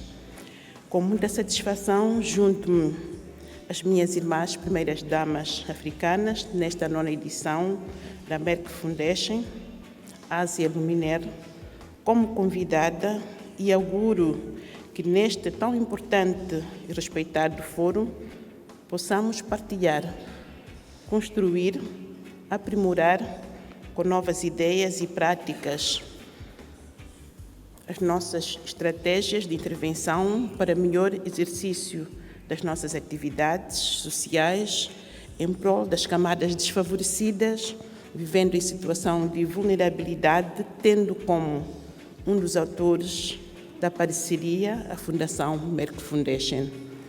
A Merck Foundation comemora hoje o seu 5º aniversário e este momento constitui uma grande oportunidade de análise e avaliação do impacto dos nossos valiosos programas que a organização vem desenvolvendo em conjunto com os parceiros durante este quinquênio. Olhando para Moçambique, meu país, tenho muito orgulho em ser embaixadora da campanha Merck Foundation, mais do que uma mãe, pois esta causa tem impacto significativo no empoderamento das mulheres que sofrem de estigma e discriminação social devido à infertilidade, objetivo fundamental da criação desta fundação. Com a provisão dos serviços de saúde, com a conscientização das comunidades para uma mudança de mentalidade e garantia de acesso à informação a estas mulheres, conseguimos registrar avanços nos programas que desenvolvemos em parceria com a Merck Foundation. Recentemente, nós realizamos o nosso primeiro treinamento virtual de mídia de saúde, que teve em foco nos jornalistas, enfatizando o importante papel de influência que a mídia desempenha na mudança da mentalidade da nossa sociedade. Este treinamento foi fundamentalmente para criar bases para uma mudança cultural focada no combate ao estigma de infertilidade, apoio à educação das meninas, empoderamento das mulheres, combate das uniões prematuras, mutilação genital feminina, bem como a violência baseada no género em todos os níveis. Nós abordamos ainda a importância de levar a conscientização sobre a detecção precoce, a prevenção de diabetes e hipertensão. A sessão do treinamento beneficiou muitos dos nossos jornalistas. Excelências, julgo ser oportuno realçar neste momento o meu comprometimento de continuar a trabalhar com a Merck Foundation para quebrar o estigma de infertilidade feminina, envolvendo diferentes áreas de conhecimento, de modo a causar maior impacto nas comunidades do meu país, dentro do mais curto espaço de tempo possível. Pois é evidente que a união de esforços de diferentes setores de intervenção social, a nossa luta pelo empoderamento das mulheres ganha espaço e torna-se mais forte e coesa no combate de quaisquer estereotipos de género, bem assim no empoderamento das nossas meninas, mulheres na educação, abordando questões sociais críticas, como a prevenção do combate às uniões prematuras, mutilação genital, violência baseada no género, entre outros males que apoquentam as mulheres. Minhas senhoras, meus senhores, no âmbito da nossa parceria com a Merck Foundation, lançamos competições diferentes para as nossas comunidades, a saber, prémios da melhor mídia, música, filme e moda para os mais do que uma mãe e promover um estilo de vida saudável. Estes prémios visam incentivar a mídia, músicos, estilistas de moda, cineastas, estudantes e novos talentos com potencial nestas áreas para desempenhar o seu importante papel de sensibilização nas comunidades sobre questões sociais sensíveis e de saúde. Nesta perspectiva, distinguimos muitos vencedores no ano passado e tenho certeza de que teremos um bom número de vencedores para as nossas categorias de prémio. Juntos nós lançamos 3 livros de história: Faça a Escolha Certa, Educar Serafina e História de José. Estes livros ajudaram a elevar a conscientização sobre a Covid-19, apoiar a educação das meninas, a quebrar o estigma da infertilidade, a enfatizar os valores familiares de amor e respeito. Na mesma linhagem, perspectivamos lançar mais 5 livros novos de histórias. Para dar o início ao programa Educar Linda, neste momento, o meu gabinete está a levar a cabo um trabalho de identificação de 20 meninas em idade escolar desprivilegiadas e com alto desempenho acadêmico para beneficiarem de bolsa de estudo em mensalidades, materiais escolares, garantindo assim a conclusão da sua formação, o alcance do seu potencial e a realização dos seus sonhos.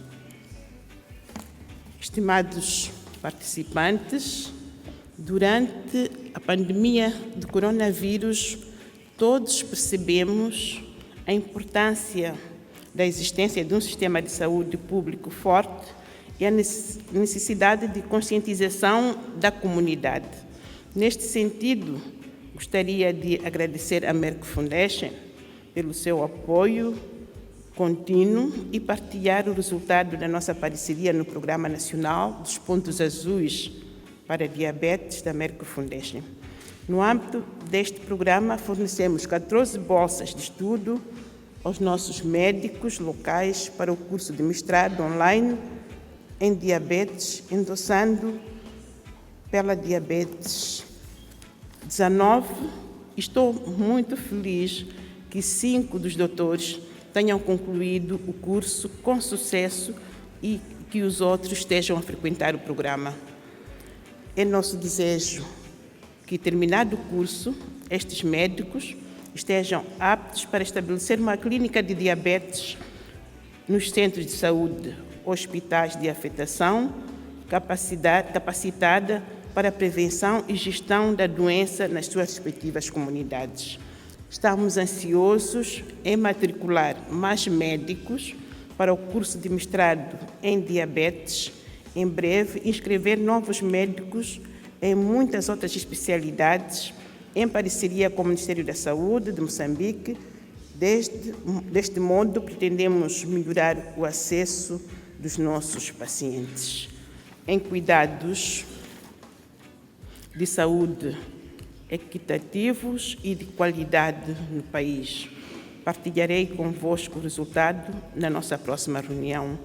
A terminar, gostaria de felicitar a Merck Foundation pela celebração do seu 5º aniversário e manifestar a minha satisfação pela parceria que estabelecemos juntos no desenvolvimento de programas de capital importância social para o meu país, na expectativa de continuarmos a registrar grandes resultados e progressos. Pela atenção dispensada, meu muito obrigada. Obrigada a todos.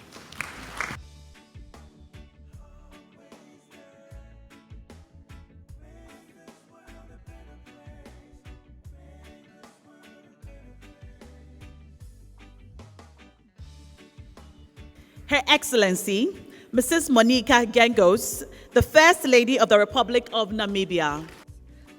My sisters, Your Excellencies, the African First Ladies who are present, the Chairman of the Executive Board of Merck, Professor Frank Stangenberg-Haverkamp, the CEO of Merck Foundation, the ever-energetic Dr. Rasha Kelej, and the distinguished healthcare providers, policymakers, members of the media, and of course, distinguished ladies and gentlemen, particularly the technical advisors and the teams of the First Ladies.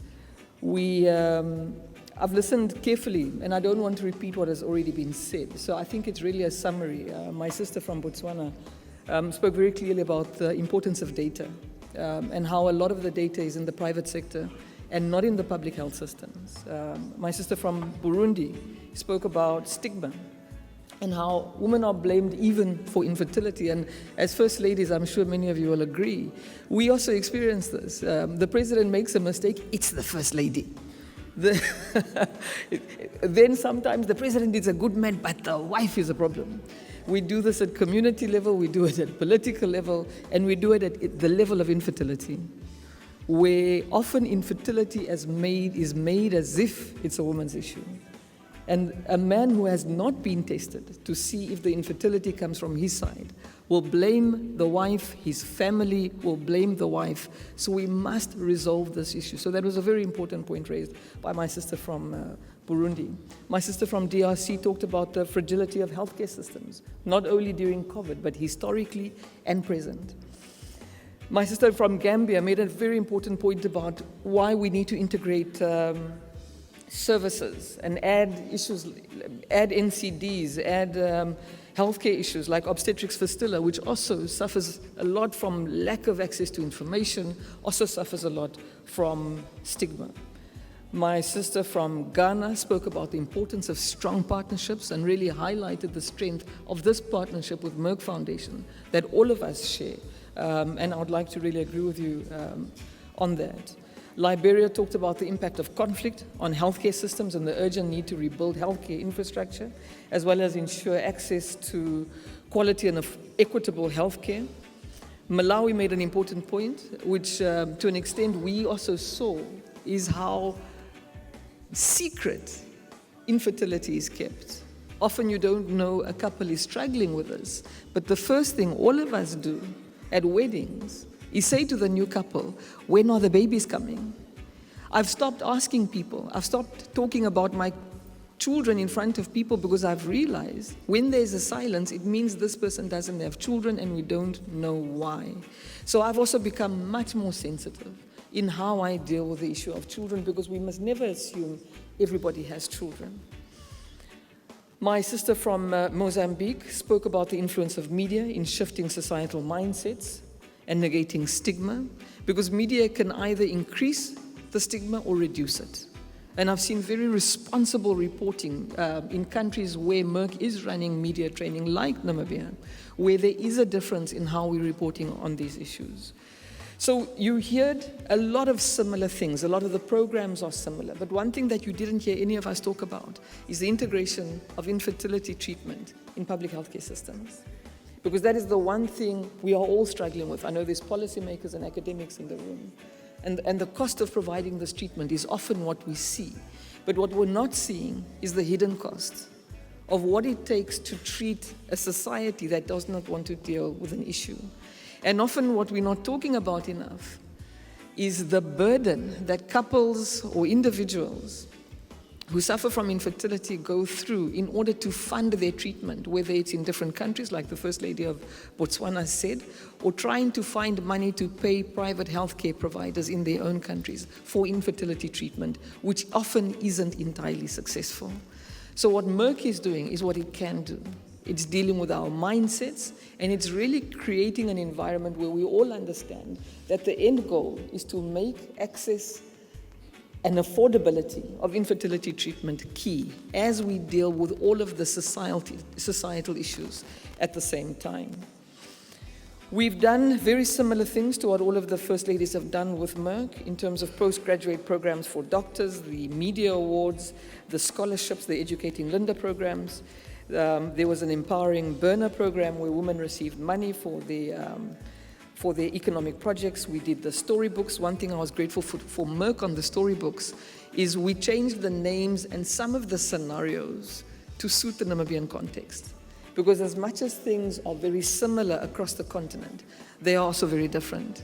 So I like the flexibility, Dr. Rasha, that we must tweak to the nuances of the jurisdictions we come from. We, in addition to that, because we don't do things we don't believe in addition to what we did with Merck, we also made sure that the people in my office did a lot of thought leadership in the public domain, whether it was talking on radio stations, going onto TV, and actively addressing the issue of infertility. We did follow-up training with media practitioners. We made sure to build and maintain sound relationships with infertility specialists and media practitioners. We also held 2 national conferences on infertility, where we gathered people from all across the country, from all the different regions, into the central place, and we had a conference where we gave voice to the people who had to deal with infertility. one of the most moving accounts came from a man who spoke about his journey with infertility and the incredible cost it came to him. And I saw how moving it was for other men to realize they were not alone. We had a number of people speak on the stage. Dr. Rasha was there. As a matter of fact, I think it was a week before we closed the country's borders because at that point, I think the first case of COVID had just arrived in Namibia. So there was a lot of interesting points that came out of that national conference. And we were under a lot of pressure to have a second national conference, which we did, where again, we gave voice to the people dealing and struggling with infertility. We gave voice to policymakers. We gave voice to the healthcare professionals.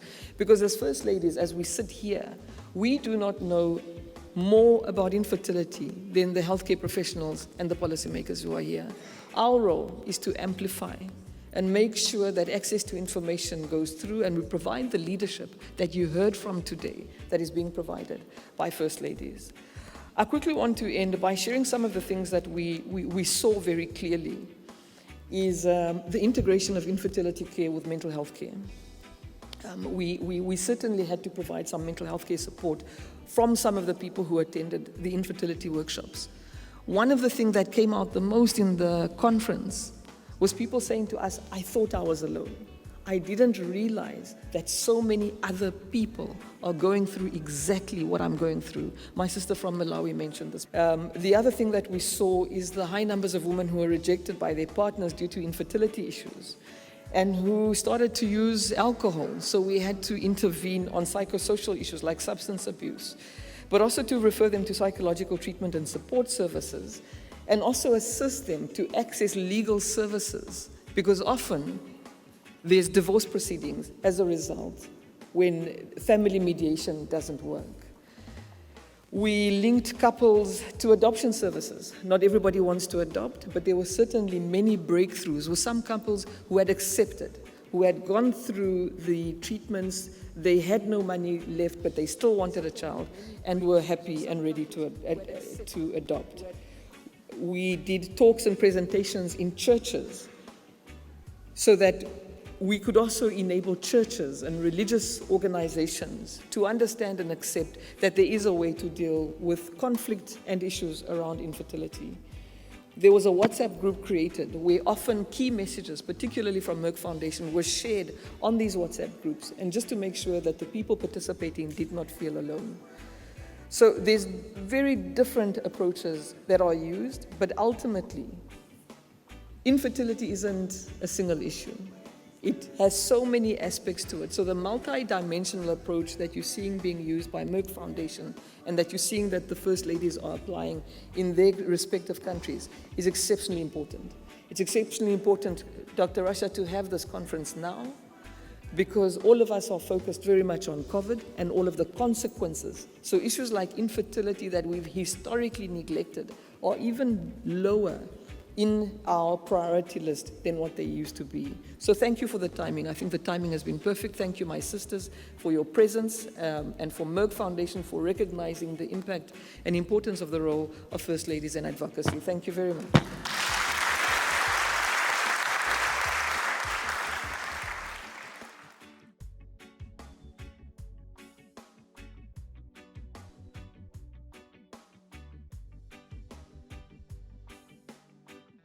Her Excellency, Madame Fatima Madabeo, the First Lady of the Republic of Sierra Leone. Good afternoon. Excellencies, my dear sisters, First Ladies of Africa, Dr. Rasha Kelej, the CEO of Merck Foundation, Professor Frank, my dance partner, and our boss here today, medical practitioners here, the media, delegates, distinguished ladies and gentlemen, good afternoon. Indeed, it's a pleasure to be here in front of you to address issues as important as infertility. But while seated, listening to my sisters talking about the things they have done and the things they have achieve within COVID, I think African First Ladies deserve a round of applause for their hard work. It's not easy being an African First Lady in Africa these days. Like my sister Monica just said, everything wrong in Africa is caused by the African First Ladies. Sometimes it is really nice for people to recognize our work and celebrate us, because that will also motivate us to do more.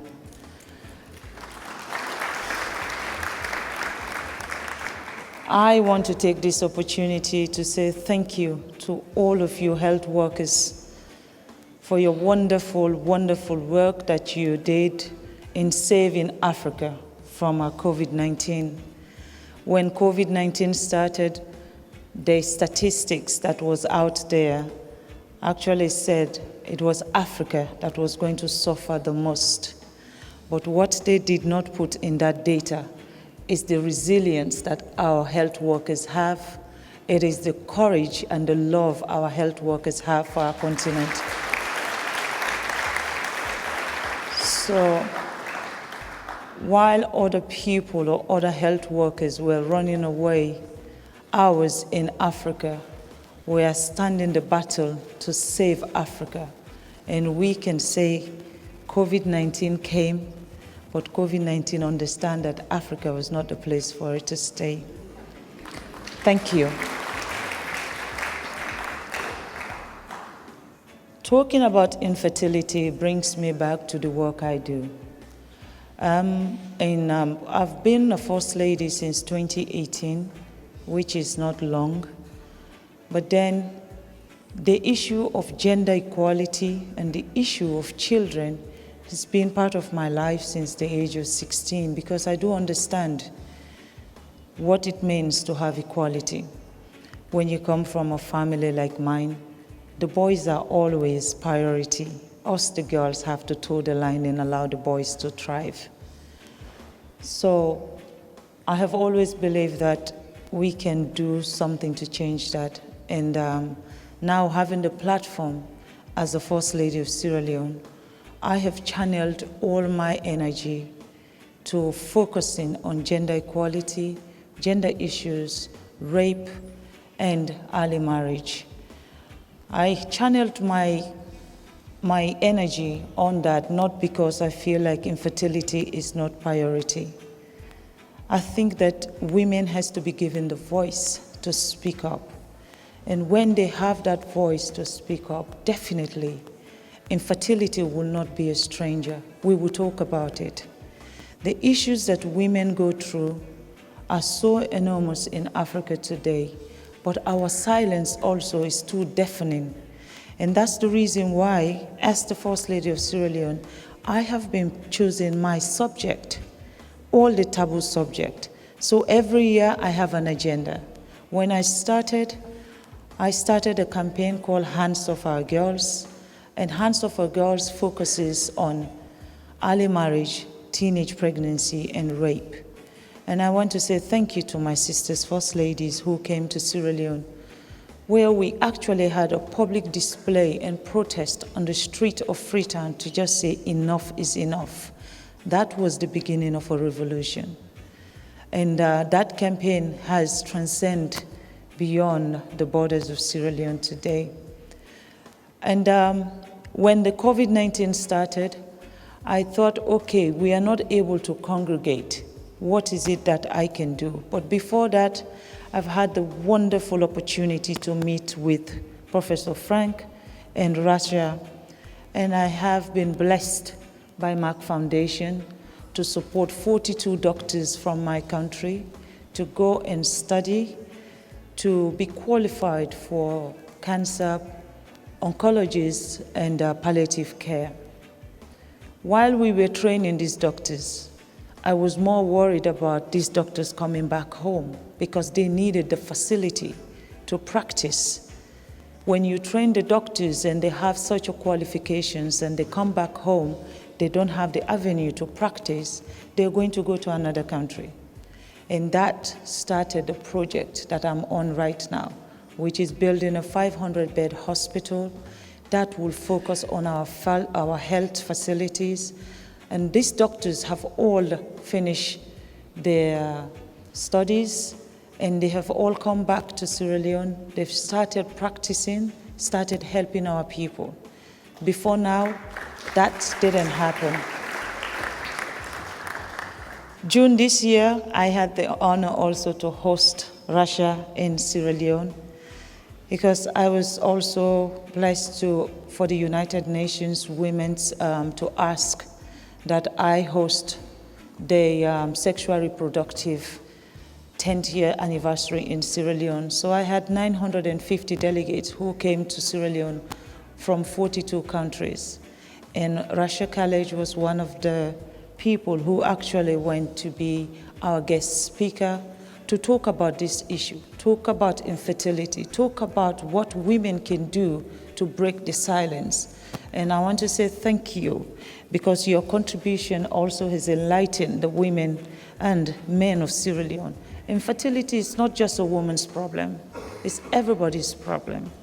But then when a woman, if you're married into a cultural home and you don't have a child within a year, the second year, if you're lucky, your mother-in-law will not be in your bedroom, because they will start to demand for a child, as if it is only a woman that makes babies.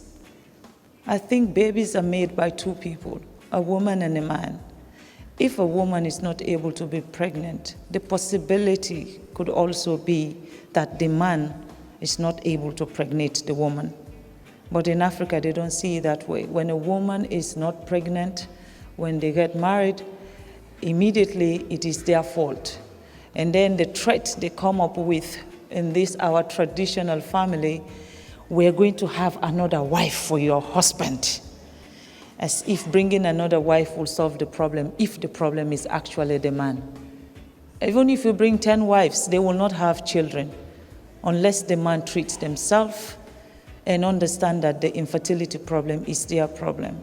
So my urge to this congregation here, as we propagate the deafening silence on infertility, let us also look inwards.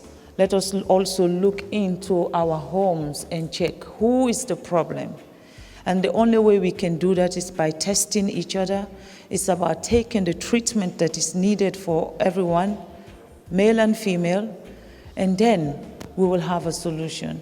But also when a woman has a problem like this, such as infertility, don't stigmatize them. Do not stigmatize a woman just because they are not able to bear a child. There is no woman on this planet Earth who doesn't want to have a child. So don't stigmatize them. Let us support them. Let us give them the opportunity. My being here, addressing this congregation, was one, to bring to my sisters, First Ladies, that last Monday, as they all aware of what I have been working on, because we all follow each other's work, we all see what we're doing. My focus, like I said from the beginning, has been on children and rape issues. And I've been pushing the United Nations to listen to Africa's cry, because I believe this is a problem in Africa too. It is a huge problem that we have to deal with. So on the 7th of this month, I had the opportunity to be the First Lady to address the United Nations, asking them to give us an international day for us, African First Ladies, to be able to commemorate with rape victims so that we'll be able to listen to their cries. And I want to say, with the support of the Catholic Church, the United Nations actually adopted that resolution by consensus Monday gone. So from the 18th of this November this year, we now have an international day to celebrate or to commemorate rape victims and survivors all over the world. And I would want to ask my sisters, First Ladies, to not see this as an achievement for Fatima, but to see it as an African achievement, because this is the first time in the history of the United Nations to have an African First Lady, or to even have any First Lady address the General Assembly in the UN. And for me to be there and come out with a consensus where the whole world stood by me and say, yes, we have had Africa's cry and we're going to support it. They've given us a date, November 18, and I'm hoping that Merck Foundation and my sisters First Ladies will partner with the United Nations so that we can commemorate this day.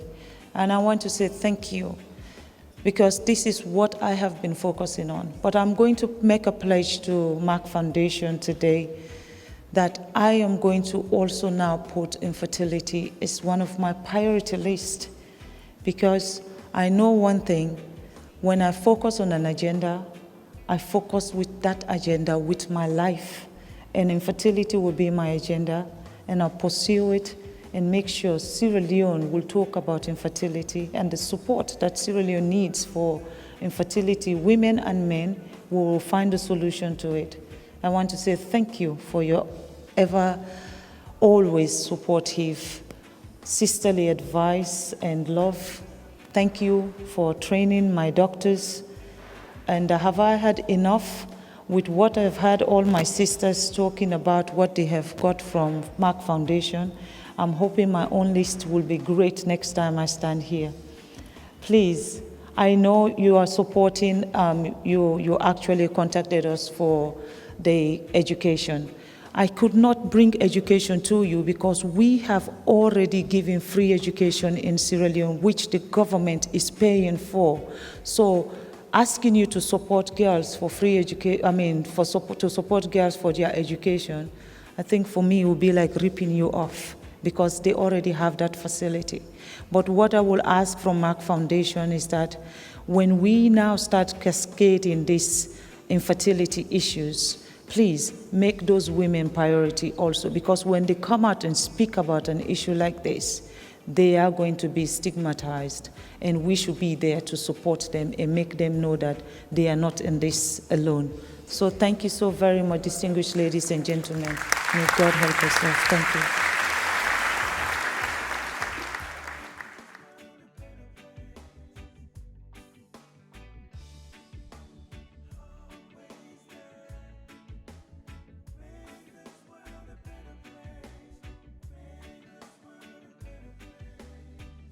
The First Lady of the Republic of Zambia, Her Excellency, Mrs. Mutinta Hichilema.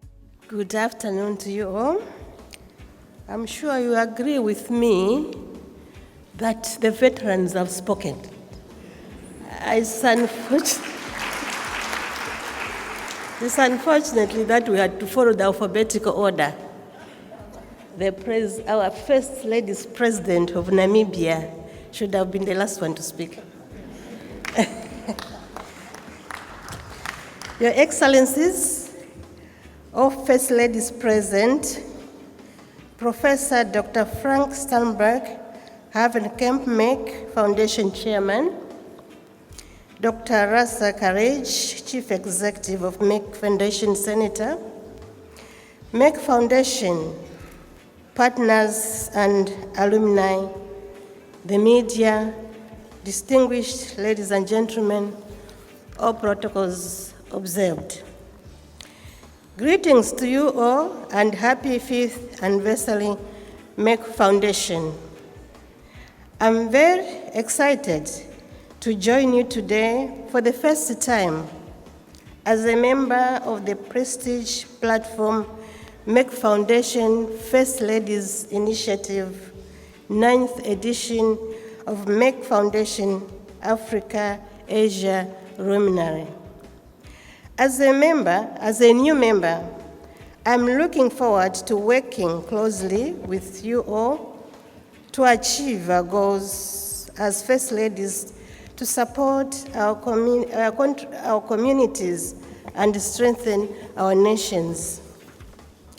To ensure that we achieve this, Merck Foundation appointed me as an ambassador of More Than a Mother campaign of which I'm proud of. Your Excellencies, I'm positive that our efforts will yield positive results, especially that we have this privilege of physical interaction with one another when we will exchange our experiences.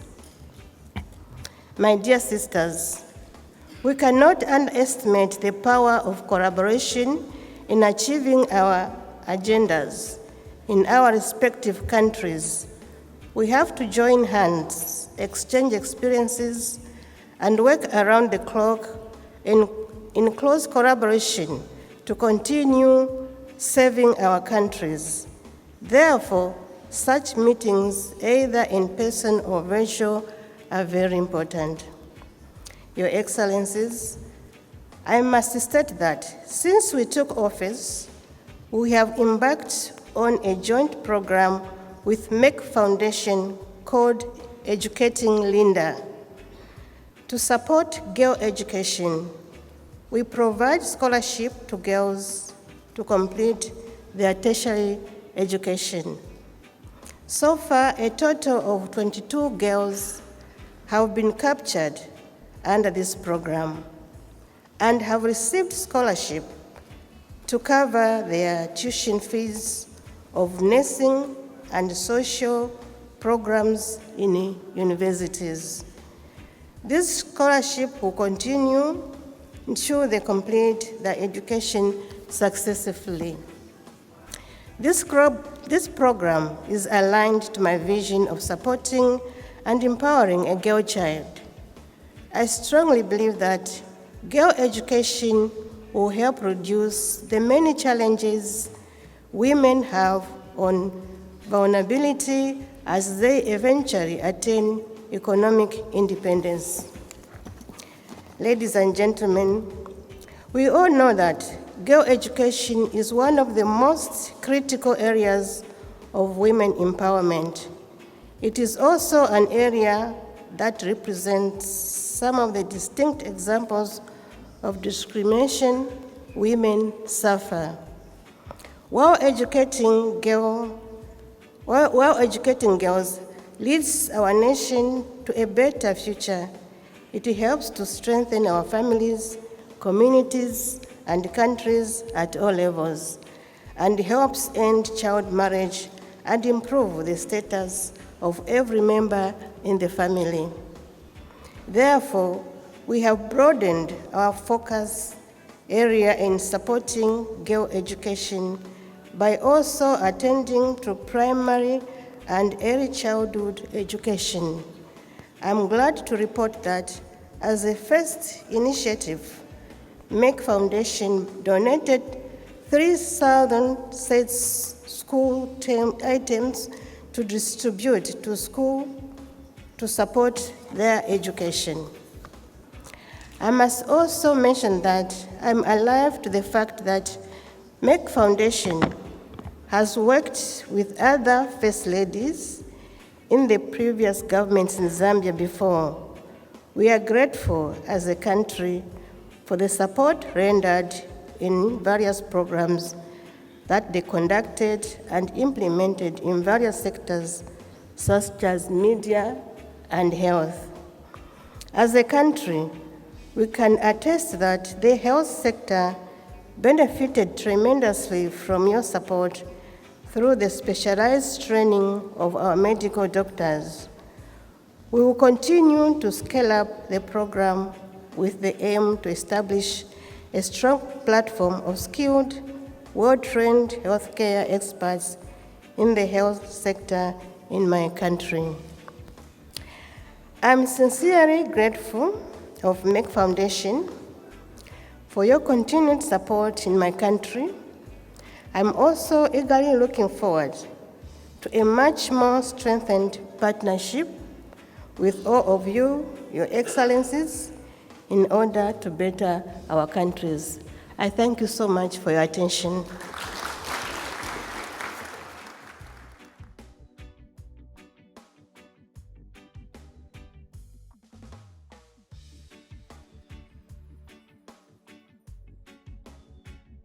Excellences, Mesdames les Premières Dames d'Afrique, chères sœurs, Excellences, Mesdames et Messieurs les ministres, Monsieur le professeur Frank Stangenberg-Haverkamp, Chairman of Merck Foundation, Dr. Rasha Kelej, Chief Executive Officer de Merck Foundation, distingués invités, Mesdames et Messieurs, c'est pour moi un immense plaisir de vous rejoindre aujourd'hui virtuellement sur cette plateforme prestigieuse dont je fais partie depuis que j'ai commencé mon partenariat avec la Fondation Merck en 2016. Je profite de cette opportunité pour vous adresser mes sincères et fraternelles salutations. Depuis la première conférence à laquelle j'ai assisté en Côte d'Ivoire en 2016 et dans d'autres pays où la Fondation Merck a organisé des conférences, c'est la première fois que je n'ai pas pu vous rejoindre en personne cette année. Cela est dû à une coïncidence de chronogramme qui a nécessité mon déplacement dans un autre pays. J'aimerais profiter de cette occasion pour rendre un hommage particulier aux membres de notre importante plateforme et apprécier ce précieux partenariat que j'entretiens avec la Fondation Merck en tant qu'ambassadrice de Plus qu'une mère. Je suis très heureuse du fort engagement de la Fondation Merck à vouloir renforcer les capacités des médecins et à nous accompagner dans la mobilisation de la population sur des problèmes importants de santé publique de mon pays et à travers l'Afrique et l'Asie. Je suis également très fière de notre programme Empowering Berna, dans le cadre duquel nous avons créé de petits commerces pour les femmes infertiles et sans enfants, et les avons formées à la gestion de leur commerce afin qu'elles puissent avoir un revenu, devenir indépendantes et avoir un espoir pour une vie meilleure. Dans le cadre de ce programme, ma fondation a fait des progrès en identifiant en collaboration avec le département des affaires sociales 431 femmes victimes d'infertilité dans la préfecture de la Ouaka à Bombari, située à plus de 385 km de la capitale de la République centrafricaine. À l'instar des anciennes femmes infertiles prises en charge à Bangui, à Damara et à Mbaïki, dans le cadre de ce programme Empowering Berna, la Fondation Cri de cœur d'une mère est en train de développer un programme pour celles de Bombari, dont la mise en œuvre dépendra des ressources qui seront mobilisées. De plus, elle envisage étendre cette initiative dans 5 autres localités du pays, conformément à son plan d'action.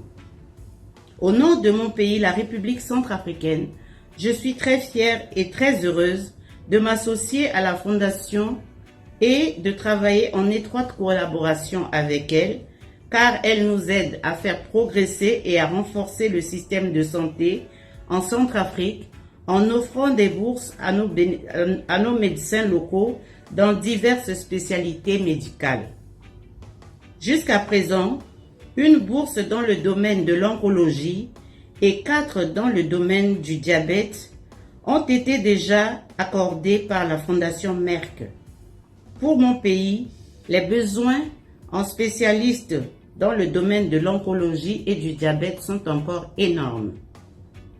Et nous attendons la décision de Merck pour la reprise de ce programme afin de nous permettre de proposer d'autres médecins à former. De plus, dans le cadre de la mobilisation de la population autour des programmes appuyés par la Fondation Merck, 5 candidats centrafricains ont reçu des prix de reconnaissance média d'Afrique de la Fondation Merck intitulé « Restez à la maison, plus qu'une mère, portez des masques avec soin » dans différentes catégories de canaux de communication en présence du ministre de la Communication. Dans le cadre du programme Éduquer Linda, afin de soutenir l'éducation des filles, nous venons de distribuer 3000 kits scolaires fournis par Merck aux écolières centrafricaines d'une école de Bangui et 2 autres écoles en périphérique de Bangui. Pour ce programme, la Fondation Merck va bientôt offrir des bourses à 20 écolières défavorisées de notre pays pour une durée de 5 ans. Distinguée personnalité. C'est aussi pour moi un grand plaisir et un agréable devoir de travailler avec mes chères sœurs, les premières dames d'Afrique, en collaboration avec la Fondation Merck pour transformer le paysage des soins aux patients, briser la stigmatisation de l'infertilité, soutenir l'éducation des filles et sensibiliser sur différents fléaux à travers l'Afrique. Par ailleurs, je voudrais profiter du haut de cette tribune qui m'est offerte pour rendre un hommage mérité à la Fondation Merck pour ses précieux dons offerts à mon pays dans le domaine de la santé, de l'éducation et de la communication. C'est pourquoi, au nom des bénéficiaires, au nom du peuple centrafricain et en mon nom propre, je voudrais lui adresser toute ma gratitude. Je voudrais aussi adresser toute ma gratitude à mes sœurs, les premières dames. Avant de terminer mon propos, je voudrais rassurer la Fondation Merck de l'importance que j'accorde à notre partenariat déjà agissant et du souhait de continuer de travailler ensemble. Joyeux anniversaire à la Fondation Merck. Vive le partenariat entre la Fondation Cri de cœur d'une mère et la Fondation Merck. Je souhaite plein succès aux travaux de la 9e édition de Merck Foundation Africa Asia Luminary. Je vous remercie.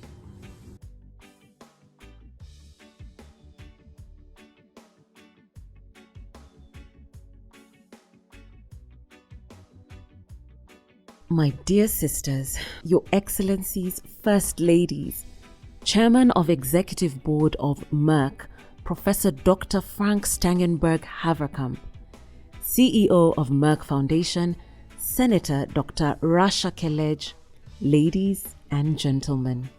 It gives me great pleasure to join you virtually today and to join at this important conference and on this very important occasion, the 5th anniversary of Merck Foundation. Happy anniversary, Merck Foundation, from strength to strength. I could not join in person this year due to my engagement with the election, but I am sure I will join you in person at this important platform next year.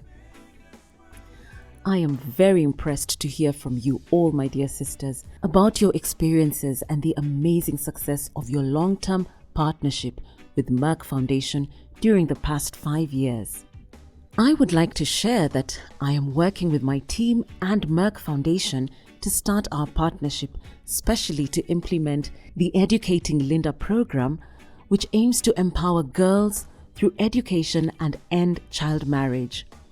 This program is very close to my heart, as I consider it one of my main objectives as the First Lady of Angola and as an African woman. I strongly believe that girl education is one of the most critical areas of women empowerment. Therefore, I'm looking forward to working closely with Merck Foundation to launch this important program in Angola. I am also looking forward to receiving copies of the children's storybooks to raise awareness about many important issues like supporting girls' education, ending child marriage and gender-based violence, diabetes, and hypertension awareness. Moreover, I am very excited about the 8 important different competitions for our communities, which are Best Media, Song, Film, and Fashion Awards, with the aim to encourage media, musicians, fashion designers, filmmakers, students, and new potential talents in these fields to play their important role in sensitizing their communities about many critical social and health issues. Last but not least, I am looking forward to meeting all my dear sisters next year in person to share with you the impact of our partnership with Merck Foundation to support girl education and build healthcare and media capacity in Angola. Happy 5th anniversary again.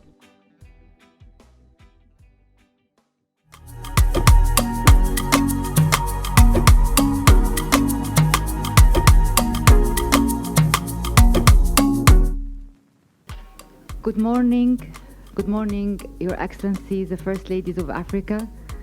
Good morning, Professor Frank Stangenberg-Haverkamp, the Chairperson of Merck Executive Board and Merck Foundation Board of Trustees. Good morning, First Ladies, technical advisors, and staff. Today is a very special day because we have our close meeting together with our ambassador of Merck Foundation More Than a Mother campaign. I'm very honored to have you today here. Today is a very special meeting because this is the first closed committee meeting after coronavirus. I think the last committee meeting was in Accra in Ghana, where Her Excellency, the First Lady of Ghana, Madame Rebecca Akufo-Addo, invited us and hosted us for our 7th edition of Merck Foundation Africa Asia Luminary. And of course, during that meeting in Accra in Ghana in 2019, which today we are 2022, we had a lot of following up on our programs and impact. And of course, it was following the plenary session and the inauguration session of the day before, where every First Lady has introduced and presented the impact of Merck Foundation partnership and programs in her country.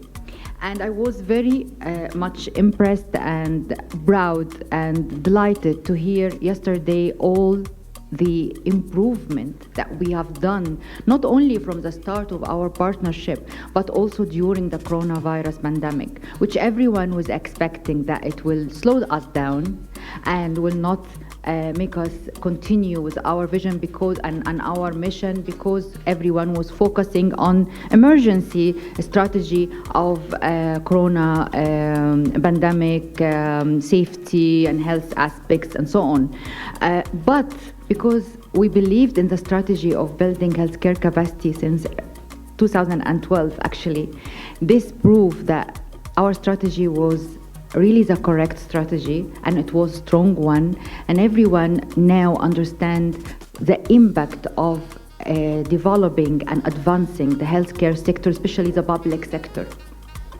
Therefore, the focus on our programs was even more stronger and more impactful, and everyone from our ambassadors of the First Ladies was really focusing very, very hard and in a special way to make the programs even more successful, because we introduced also the online master degree and diploma in more than 32 medical specialties, which is underserved and critical for Africa. So it was actually defeating the challenge that, of course, nobody can travel, nobody can study abroad. So this online training, and it was very sophisticated in many universities in UK, even the one we introduced in French and Portuguese and Spanish, it was actually produced by South Wales University in UK. So it was really impactful and helped many of the doctors to develop their skills and their specialty and to be the first specialist in their country. And going alphabetically from Z to A today, when I heard, of course, the speech and the talking points of Her Excellency, the First Lady of Zambia, and of course we just know each other recently, like we appointed Her Excellency. It was a great honor for us to be an ambassador of Merck Foundation More Than a Mother in September. We started our program, but we started very active even from the first day. We had the educating Linda, educating girls, which is very important. And we here commit that Merck Foundation will continue supporting the education of the girls, but also I believe that meeting the technical advisors with our team on the 14th of this month before the Luminary will also implement the building healthcare capacity and continuation of the scholarships that we are going to provide for doctors in the public sector of healthcare, which we provided until now 80 scholarships, and we want to continue with more because this is going to transform the patient care landscape in the country. So thank you very much, Your Excellency, for being with us here today, and we will continue, and I am sure next year we will have a lot of things to report, a lot of videos and pictures to showcase for people what we've done together. So thank you very much. And of course, my dear sister and long-term partner, Her Excellency, the First Lady of Sierra Leone. Congratulations for the resolution of UN for supporting and the victims and the survivor of rape. I visited Sierra Leone 2 months ago, and I was impressed, of course, with all the great work she's doing to support girls and women, especially Hands Off Our Girls campaign. And also the Hospital 34, which is she establishing to accommodate the trainees and the scholarships we provided for the doctors of Sierra Leone, which is 46 by today scholarships for doctors in oncology, but also in many other specialties like reproductive care and sexual care and diabetes and cardiovascular preventive. And this hospital with a 500 beds will help very much also transform the patient care and access of the patient of Sierra Leone to equitable and quality healthcare solution. We will support that, and also we will support our programs with you and continue training the doctors in Sierra Leone and empowering girls and women through our awareness campaign and through your social media, of course, platform, which is booming. And all this will be a great impact. So thank you very much for having us in between your trips. The one you got the resolution and the one you're going to meet the Vatican tomorrow. So thank you very much for squeeze our meeting in between, and congratulations. And my dear sister, the First Lady of Namibia, I thank you very much for summarizing yesterday and listening very well to all the speeches and coming up with each highlight of each country. I also thank you very much for coming to us during your birthday, which is very important day. But and you never leave the country during your birthday, and you did it for us, for Merck Foundation. So thank you very much for this special treatment. And I'd like to thank you for your involvement personally in infertility and having the platform to speak to women and to men and couples and address the psychological factor beside the medical factor, which is very important, and trying to break the taboo about certain wording and terminologies used in African continent in general and in Namibia, so people will understand that this is not a taboo and not a stigma, and it's not correct to treat women living with infertility or couples living with infertility with that stress and psychological stress and abuse, actually. So this is really important. But also we started after our partnership with a very important program, which is also building healthcare capacity and providing scholarships, which was not taking off at all before we joined our partnership. We started our partnership. So now we have almost 40 scholarships provided to Namibian doctors, who's local doctors in the public sector, with specialty training in around 32 specialty. They're doing all very well.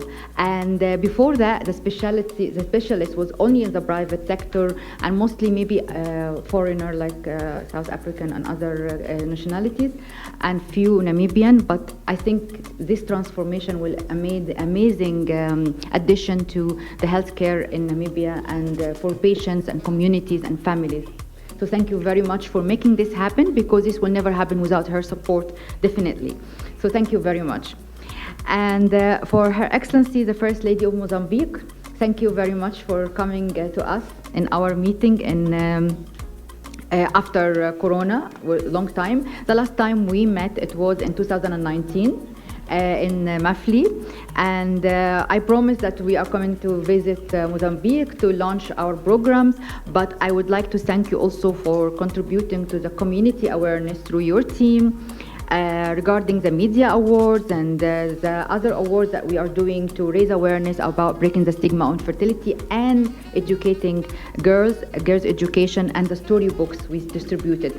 By the way, everything we do, we have to translate to French and Portuguese by default. So all our programs, all our stories, even the song we heard yesterday, we had Blaise from Mozambique, which is a singer from Mozambique, to do the diabetes song and other songs about girls' education. So thank you very much for being with us. Her Excellency, the First Lady of Malawi, yes, so we thank you very much for being with us, and thank you very much for the continuous communication between me and you on WhatsApp regarding our programs.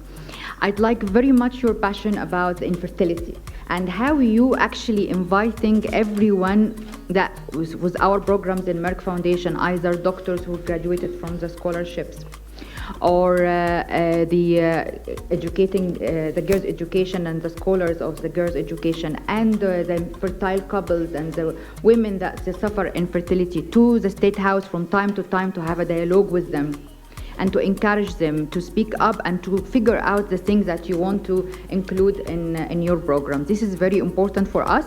Also, your involvement to distribute the education scholarships and the storybooks and the school items. So actually, thank you very much for this active contribution. We had a challenge before you joined for the scholarships of the doctors, and you already convinced the doctors that this is very important, because I was expecting that when we offer the scholarships, there is a lot of doctors will come, but they didn't want to apply at all. And then she called them to the State House and convinced them how this scholarship is very important for them as a career and for the country. So they start to apply, and now they're doing very well. But before they didn't want, correct? So thank you very, very much, Your Excellency, for that. Her Excellency, the First Lady of Liberia, thank you very much for all the things you are doing for the girls in Liberia and for women. We started the sanitary towel manufacturing program, but also we started the scholarships for doctors, and it's really impressive that we have now 21 scholarships we provided for doctors, and the first specialist in many specialty in Liberia, like oncology, like diabetes, and cardiovascular, respiratory, and ICU, and we are hoping to have even more specialty.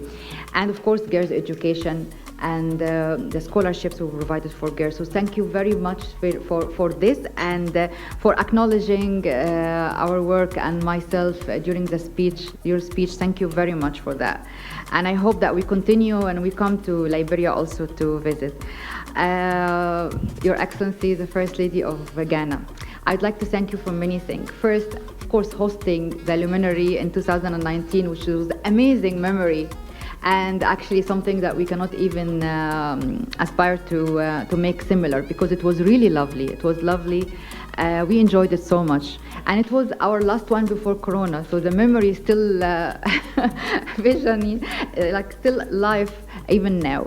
So, and of course, for all the active contribution for yourself and your team, they are doing great things, and I like very much the idea which I copied, the TV program, Because I Wanna Be. And I knew how this makes a big difference in social media, and the girls that listen to it and inspires them to continue their education and to make more, of their career, reach their potential. So we started also our program, which is Our Africa, by Merck Foundation, where we address in this TV program all the wide range of social and health aspects, everything from infertility to child marriage to FGM, and through fashion and art. Because I know that our fashion and art is very important for all Africa. and it can really influence and have a critical role. So we copied this idea because we find it very, very successful, and we broadcast it even in Ghana, in Kenya, in Sierra Leone, in Zambia and Zimbabwe, in many countries, like 9 countries now, and people are really, the young people are really listening to it and making a great contribution, comments and stuff. This is how we create culture shift.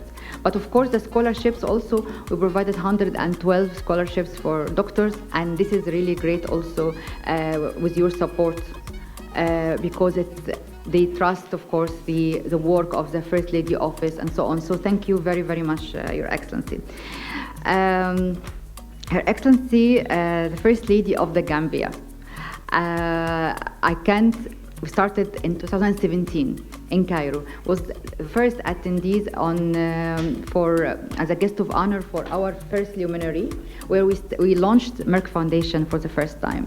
So you are long-term partner for many, many, many years.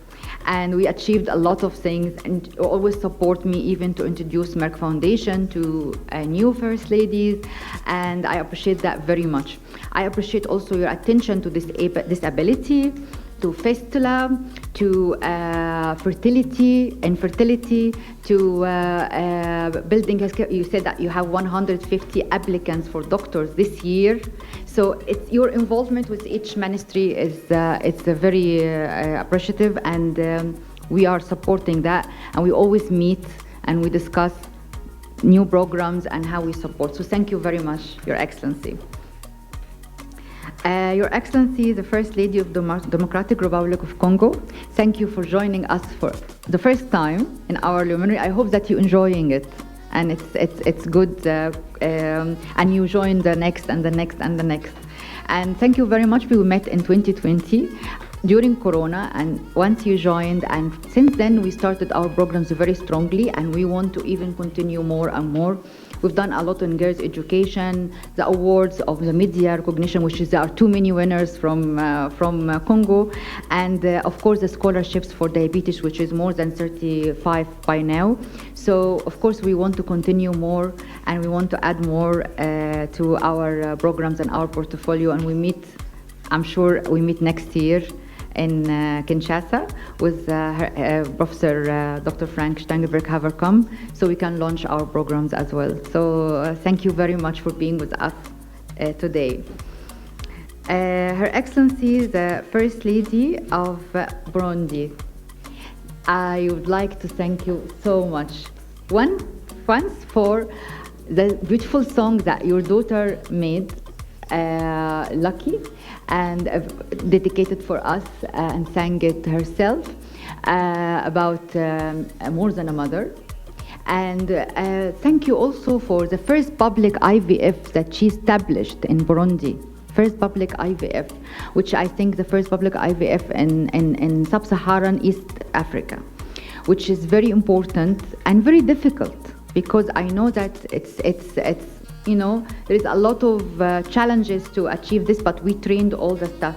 But also establishing the mental health hospital that you are going to establish, and the fistula treatment hospital. You show me these 3 hospitals. It's great achievement. So thank you very much for this. But also your contribution to girls' education and distributing the scholarships on doctors and the awards.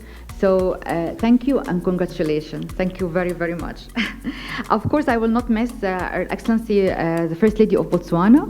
She came also during her birthday, and she is very interested, but she has to leave today for a school, her daughter's school obligation.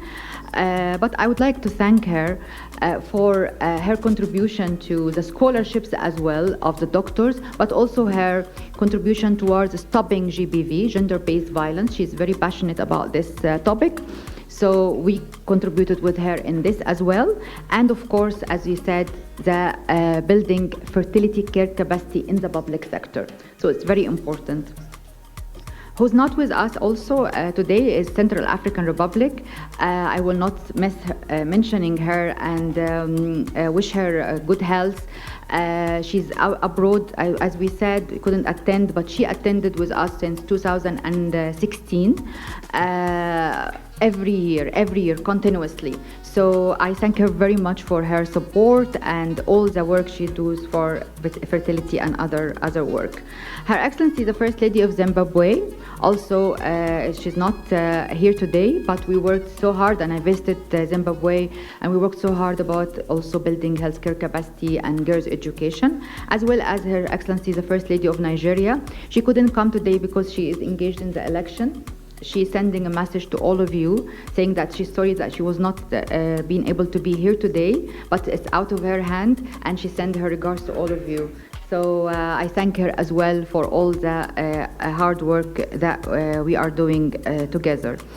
I think I did not miss First Lady of Angola. Thank her very, very much for joining us online yesterday, although she's very busy in her election as well, and to have the contribution and the speech, although there was a little technical things, but we going to translate all this and put it on the social media and send it to all of you, so you can hear. We will continue my meeting with the technical advisors of Angola today, so we can start our programs very actively.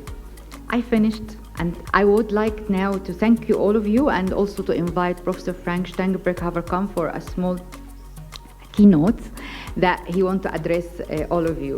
I just wanted to summarize this for all of us, because I wanted also to be recorded for the social media, and everyone who couldn't attend yesterday or have difficulty to hear, they will understand what we are doing together. Thank you very much, Rasha. I'm talking a bit out of the program, I have to admit, but it's very close to my heart to say some words. I listened very carefully yesterday to your different statements in the big meeting, and I must say each of you said something which really went down extremely well, because it showed the personal commitment you all have in getting our cause forward to get a better life for everybody possible, and particularly for women. You know, my heart is very much in Africa, since I spent my honeymoon some now 50 years ago. Now you know how old I am, in Namibia in those days. It was a lovely time I had. And from then on, I always have been a very great fan, not only of Namibia, of all countries, of course. Yeah. 10 years ago, we started thinking about how could we extend our philanthropic work in Africa. You know, we have been involved with the WHO for many years in fighting bilharziosis in Africa, and we are seeing more and more success in that respect.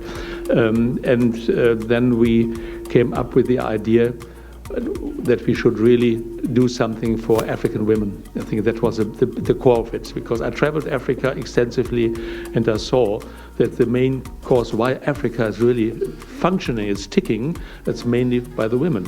And I really say that with the full support of my heart.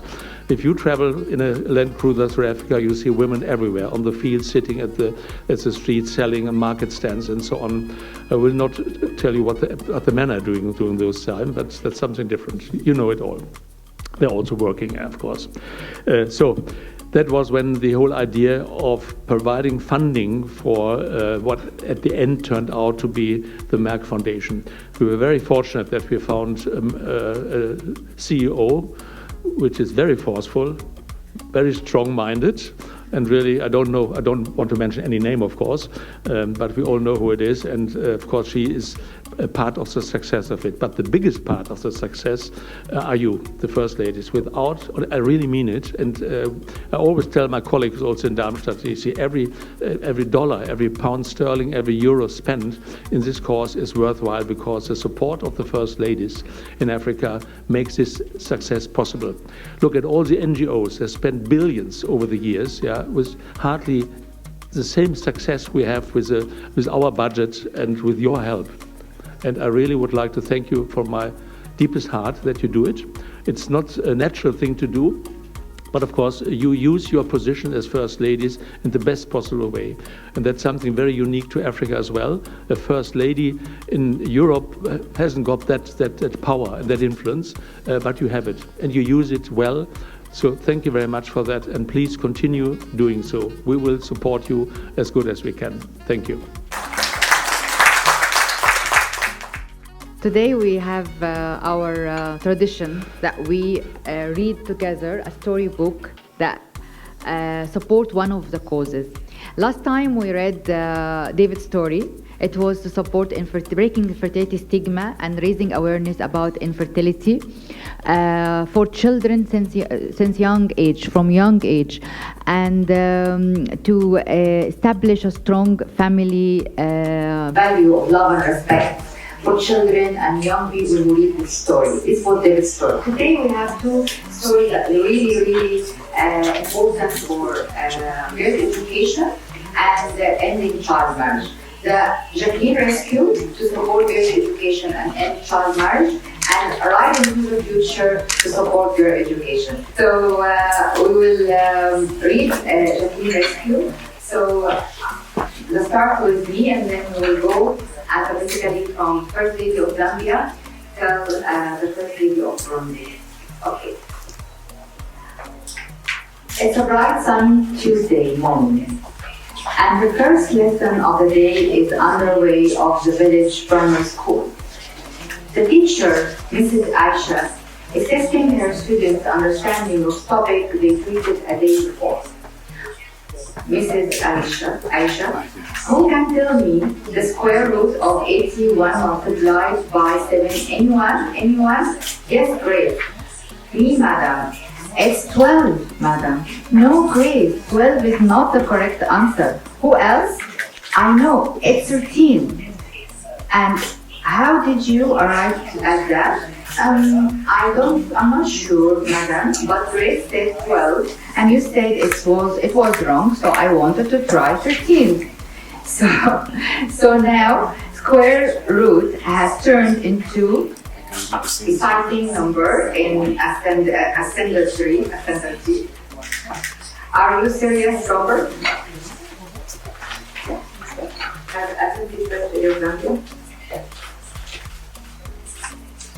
As the class continued to lunch, the hand gently goes out in the back of the classroom. Me, madam? Yes, Jackeline. Are you about to make any meaningful contribution? Would you be telling the answer is 14? No, madam.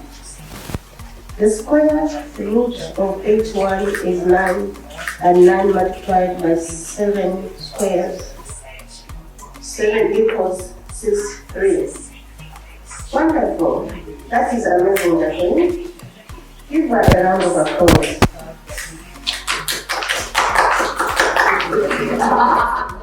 That is what happened. Thanks, Jackeline. He just said the class. This is a pride, Jackeline. A brilliant, highly self-motivated 15-year-old schoolgirl carries with her almost every day of her life. Thanks. Yay. We are proud of you. Jacqueline's usual working path back home seems more interesting today. For the first time, as she walked past the village community hospital, she noticed the hard-working, smartly dressed medical staff going about their work. The ones attending to the mothers and children queued at the center got most of her attention. She couldn't help but notice the passion with which the nurses carried out their duties, seeing to needs of the malnourished-looking children. In a brief moment, Jacqueline's picture herself in the future, smartly dressed up in a doctor's uniform and happily attending to mothers and children in a big hospital. Hey, what are you thinking about?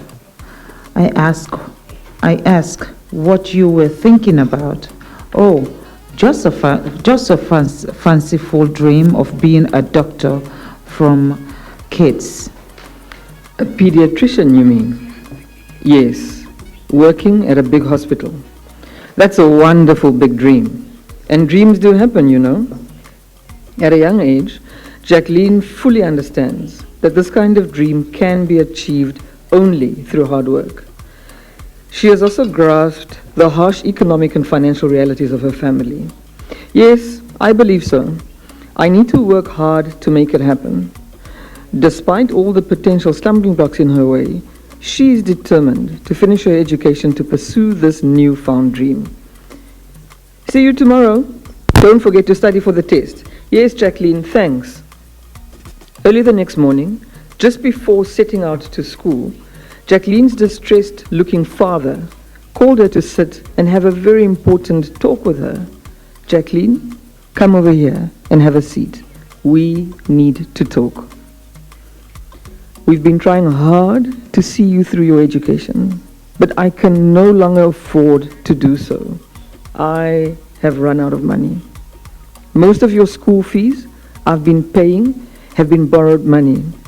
Now I must pay back.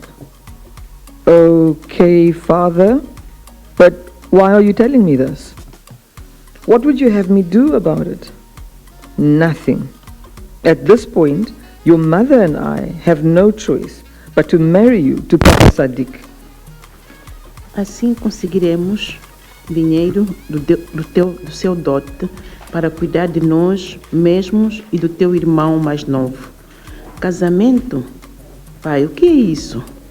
Mãe, do que ela está a falar? Não entendo. Por favor, explique. Desculpe, minha filha. Tu vais entender quando chegares lá. Acredita em mim, minha filha. É para o bem de todos nós. Mas ainda não entendi. Eu sou apenas uma criança. Isso seria tudo. Prepara-te para o teu casamento na próxima semana. Por favor, pai, o que vai acontecer comigo agora?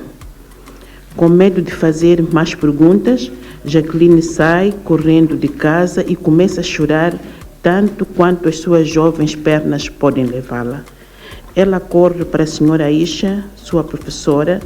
Talvez ela pudesse ajudá-la a entender o que o seu pai acabara de dizer. O que é isso, Jackeline? A senhora Aisha estava a preparar-se para ir à escola quando Jackeline irrompeu em seu complexo com lágrimas escorrendo pelo rosto inocente. Meu pai disse que não pode mais pagar as minhas propinas escolares, então ele vai casar-me. Casar? O quê? Isto não está certo. O casamento não é para crianças. Vou ter que falar com seu pai contra este plano. Mrs. Aisha sends Jackeline back home with a promise to visit right after sorting out her students for their morning lesson. When she went inside, she was met with an unpleasant surprise. Uncle Sadiq is here to marry you. See all the bride price. Jackeline, come over here. Today is your lucky day. When Jackeline got home, she saw a car parked in front of the house. Sorry for the sudden appearance. I felt I needed to get this off the list to enable me to attend to other activities. Here is a little cash for all the inconvenience caused. Oh my God. Ha ha ha. Darling, quickly get Jackeline a dress to change. She's leaving for the city right away. What, Father? I can't wait to start my new life with my beautiful bride. Cheer up, my sweetheart. You'll be fine. Mrs. Aisha, how I wish you were here. It was time to set off. We wish you both well. Sadly, Jackeline found herself driven away from home. I can't believe this. I can't believe this is happening to me. I feel so hopeless. Soon they were in the big city. 15-year-old Jackeline begins her strange new life with her 35-year-old husband. Jackeline, darling, it's time to wake up to your household chores. I am late for work. She's suddenly thrown into an adult world where she has to do things she used to see her mother do for her father. I cannot believe I'm having to do all of this on a daily basis. Cleaning and washing of clothes, ironing, going to the market, and cooking for the house. I was never prepared for this. How do I endure this in addition to his physical abuse? I am so stressed out. She would often cry all day after her husband leaves for work. Schooling was out of the question, and as the days go by, her hopes and dreams of becoming a pediatrician is dashed against the wall. Oh my God, help me. This is not the future I had in mind. I can't go on like this. I feel so abused and tired. Meanwhile, back in the village, Jacqueline's teacher, Mrs. Aisha, has not given up on rescuing and returning her to school. She has managed to gain the support of a few influential members of the community. Early child marriage is not only harmful to our children's health and well-being, but also locks the girls' future in poverty. Without education, our girls' potential to get good jobs in the future to support their families is reduced. At what age is it safe to marry our girls off? At least from 18 years, when their bodies would be reasonably matured enough to handle the stress of marriage. Early marriage will force them out of education, increasing their risk of ill health, violence, and abuse. No way, that's not the kind of future I want for my girl child, never. Soon it became all clear to the community gathering that the best way to protect the child and break the cycle of family poverty would be to keep the girl child in school. We have a responsibility to protect our children, especially the girls. I would not entertain anyone pushing any girl into marriage before 18 years from this day forth. The rapturous applause that followed the chief's speech put hope and a big smile on Mrs. Aisha's face. With this new mindset of people coupled with the local police involvement, it didn't take long to get Jacqueline's father to succumb. I feel so sorry and irresponsible as a parent for having sent our daughter into early marriage. This can be fixed.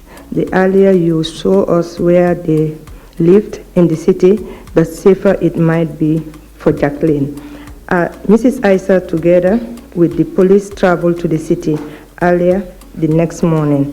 I think this should be the house officer. Let's knock the door to see if anyone is at home. Meanwhile, inside the house, come here, you little useless girl. This is how your mother taught you to iron a dress? Oh, please, it hurts. Shut up. I will show you what really hurts. Ha! Who could that be so early this morning? Ha! It's the police. Are you Mr. Sadiq? No, I am not. Hey, you stop. Mrs. Isa, you came to my rescue. I am so grateful. That's all right, my dear. You don't deserve this abuse ever. Come, now let's go home. The law will deal well with Mr. Sadiq. Je suis si heureuse d'être libre du mariage des enfants. Aucune fille dans ce pays n'a besoin de subir cet abus. Sophie, une glorieuse fête de retour dans le quartier. Hi les amis, c'est Madame Aïcha et Jacqueline. Elles sont de retour.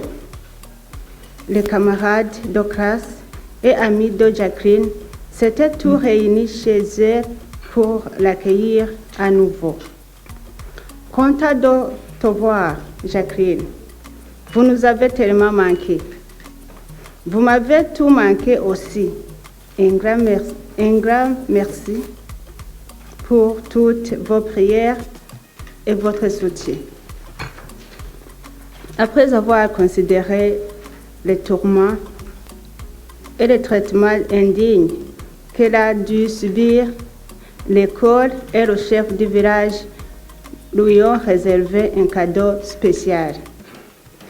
Le conseil de l'école et moi-même avons décidé de vous offrir une bourse complète.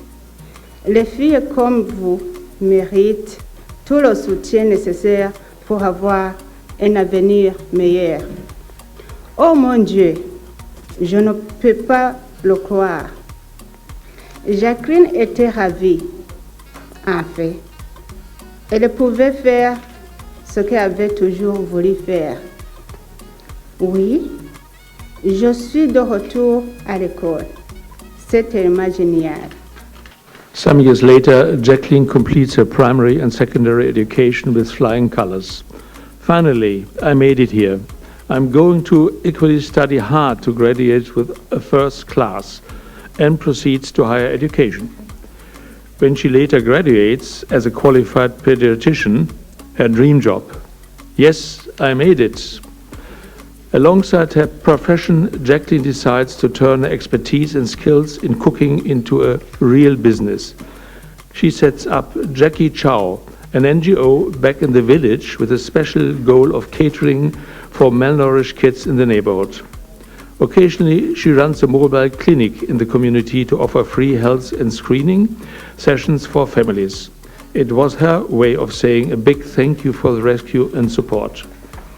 Finish this meal and quickly head to the screening center. We want to make sure you are a healthy children. You are all healthy children. Yes, Auntie Jacqueline, thank you so much.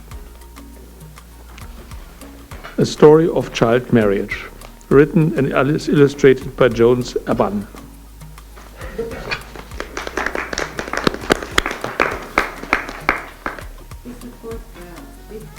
The story is in 3 languages, and it will be put on the social media and websites, and also distributed as hard copies in each country for students. Now we will start right into the future.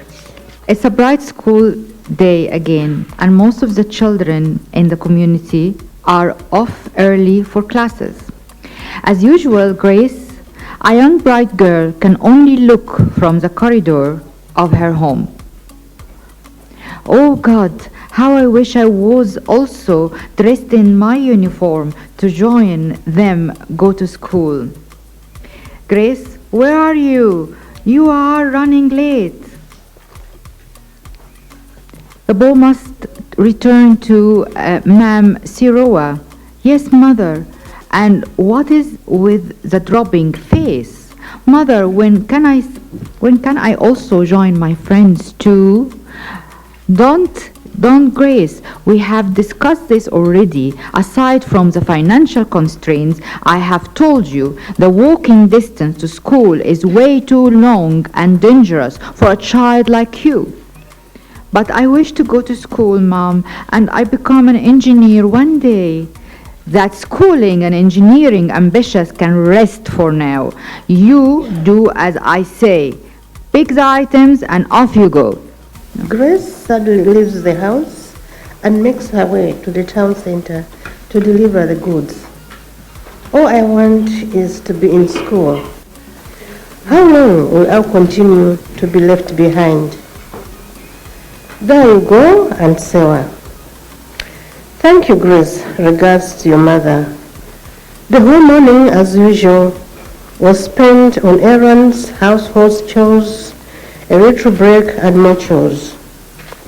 Soon school was over, and most of the kids are returning home. Hello, Grace. We are back. Hope to see you soon. Sure, consider me there. Great. We have some new books you must be interested in. That evening at Beatrice's home. So what's the answer to this one? It's Egypt. Oh wow, you know the answer. That's incredible. Thanks. You are smart, and I am wondering why you are still not in school, Grace. Well, it's a long story, Beatrice, but I'm hopeful that one day this will pass. I really look forward to that. Soon, it was time to go. All right, it's running late. I need to go home. Sure, it's always been fun studying with you. Bye, Grace. Early the next day, Grace wakes up to the noise of excited kids in the neighborhood. It's Saturday. I wonder what could be so exciting out there at this time. It's Abeku, a visitor to the town, having some fun with the children taking turns on his bicycle. Haha, you fell again. Okay, that's enough. Let me show you how to ride, hands-free. Mommy, can I go play with my friends outside, please? Sure, right after your morning chores. Quickly, Grace gets the chores out of the way. Abeku spots Grace staring at them from a distance. Would you like to try your luck riding? No way. She's a girl. She can't ride. We couldn't. Well, who knows? She still can give it a shot. Would you? What a man can do, a woman can do better. Happy falling. Ha ha ha.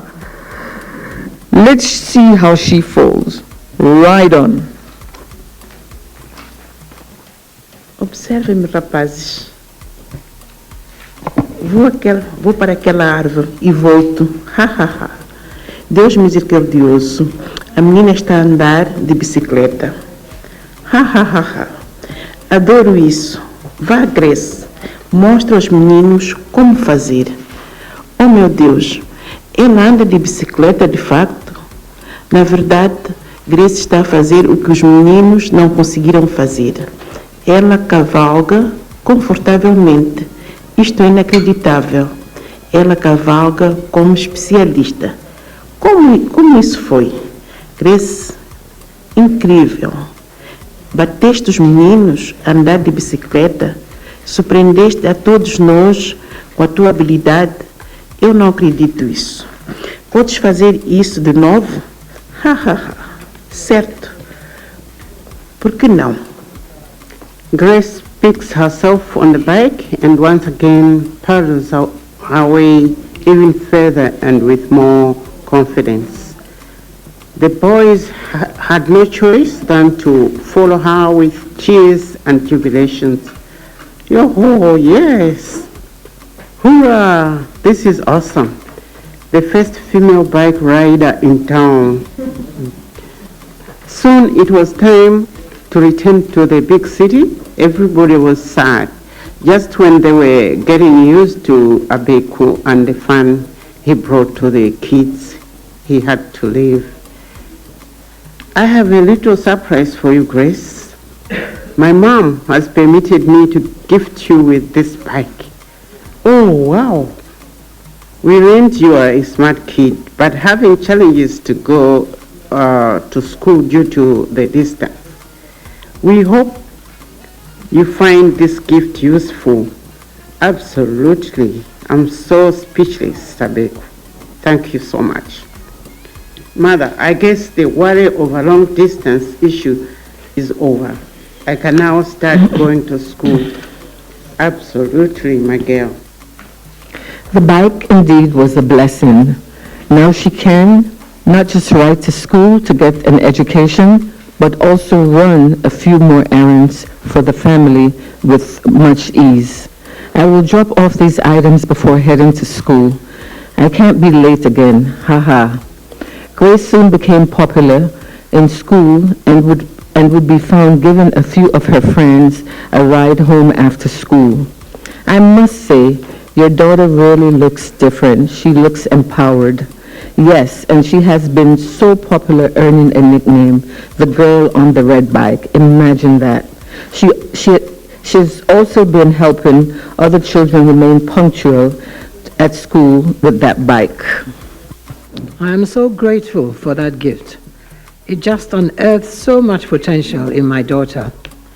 You could have easily missed this if you had continued keeping her at home. Education is really the best thing for our children. She feels so liberated. I have a feeling the bicycle will help her complete her education and prepare her better for jobs in the future. Girl child education really has far more benefits than we assume. Oh yes, not to forget the vicious cycle of having to live hand to mouth. Indirectly, poverty will not be knocking at my family doorstep.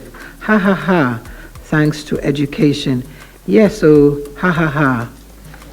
Indeed, with that gift, Grace managed to successfully ride through her primary to secondary education. She passed and qualified for higher education in the city. Another good news, mother, I have passed with flying colors. I am heading for higher education. That's my daughter. I am so proud of you. I have no doubt you are going to sail through all the challenges ahead. Life in the city will be quite different.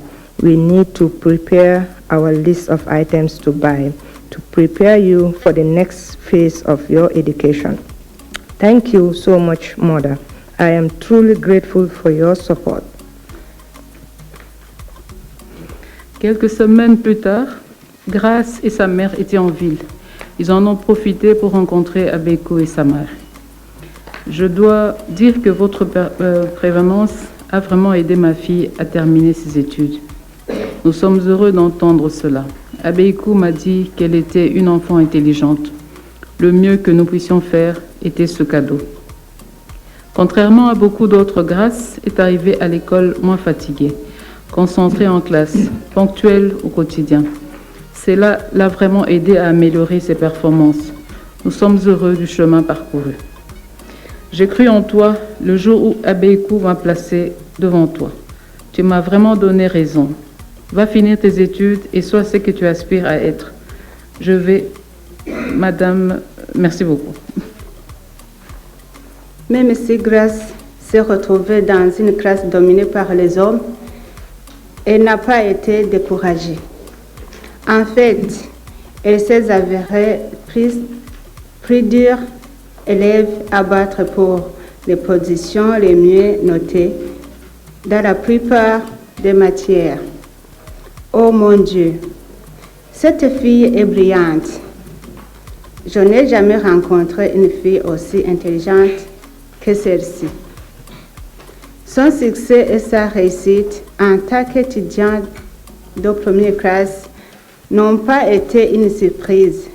Grace est devenue une ingénieure à succès après avoir obtenu son diplôme universitaire. She never forgot her roots. She always went back to the town twice a year to support more students into education by donating bicycles to the school children. Bicycles will help children commute safer to school, keep them in school, improve students' performance, increase self-esteem, especially among girls. I was empowered to sail through my education with a bike. It is my hope and dream that these gifts will do the same for all the children here, especially the girl child. There's a rapturous applause from the gathering. I really am inspired. I will make sure my girl child gets educated to become like her one day. Grace beams with smiles as she looks on at a girl attempting to ride the bike for the first time. You can do it, girl. My mom tells whatever I focus to do, I can do it. That's right, dear. Keep the hope alive. With determination, a girl can do and become anything she dreams of. Just keep riding on.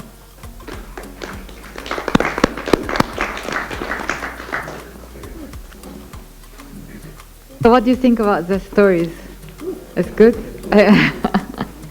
So we will distribute this, and we have other stories also, but we're not reading, of course, it. But just to give you an idea what they are, of course, we all know the David story from last time, and also educating Linda, and make the right choice we've done during coronavirus. It's about raising awareness about coronavirus, but also about honesty and loyalty in work. There's another one, which is Jute sugar-free. It's a very good one for diabetes. And for children specifically who get diabetes because of obesity or bad habits of non-exercising, it's really good raising awareness to prevent diabetes, very much, or manage it properly. And not who you are, it's about gender-based violence, domestic violence.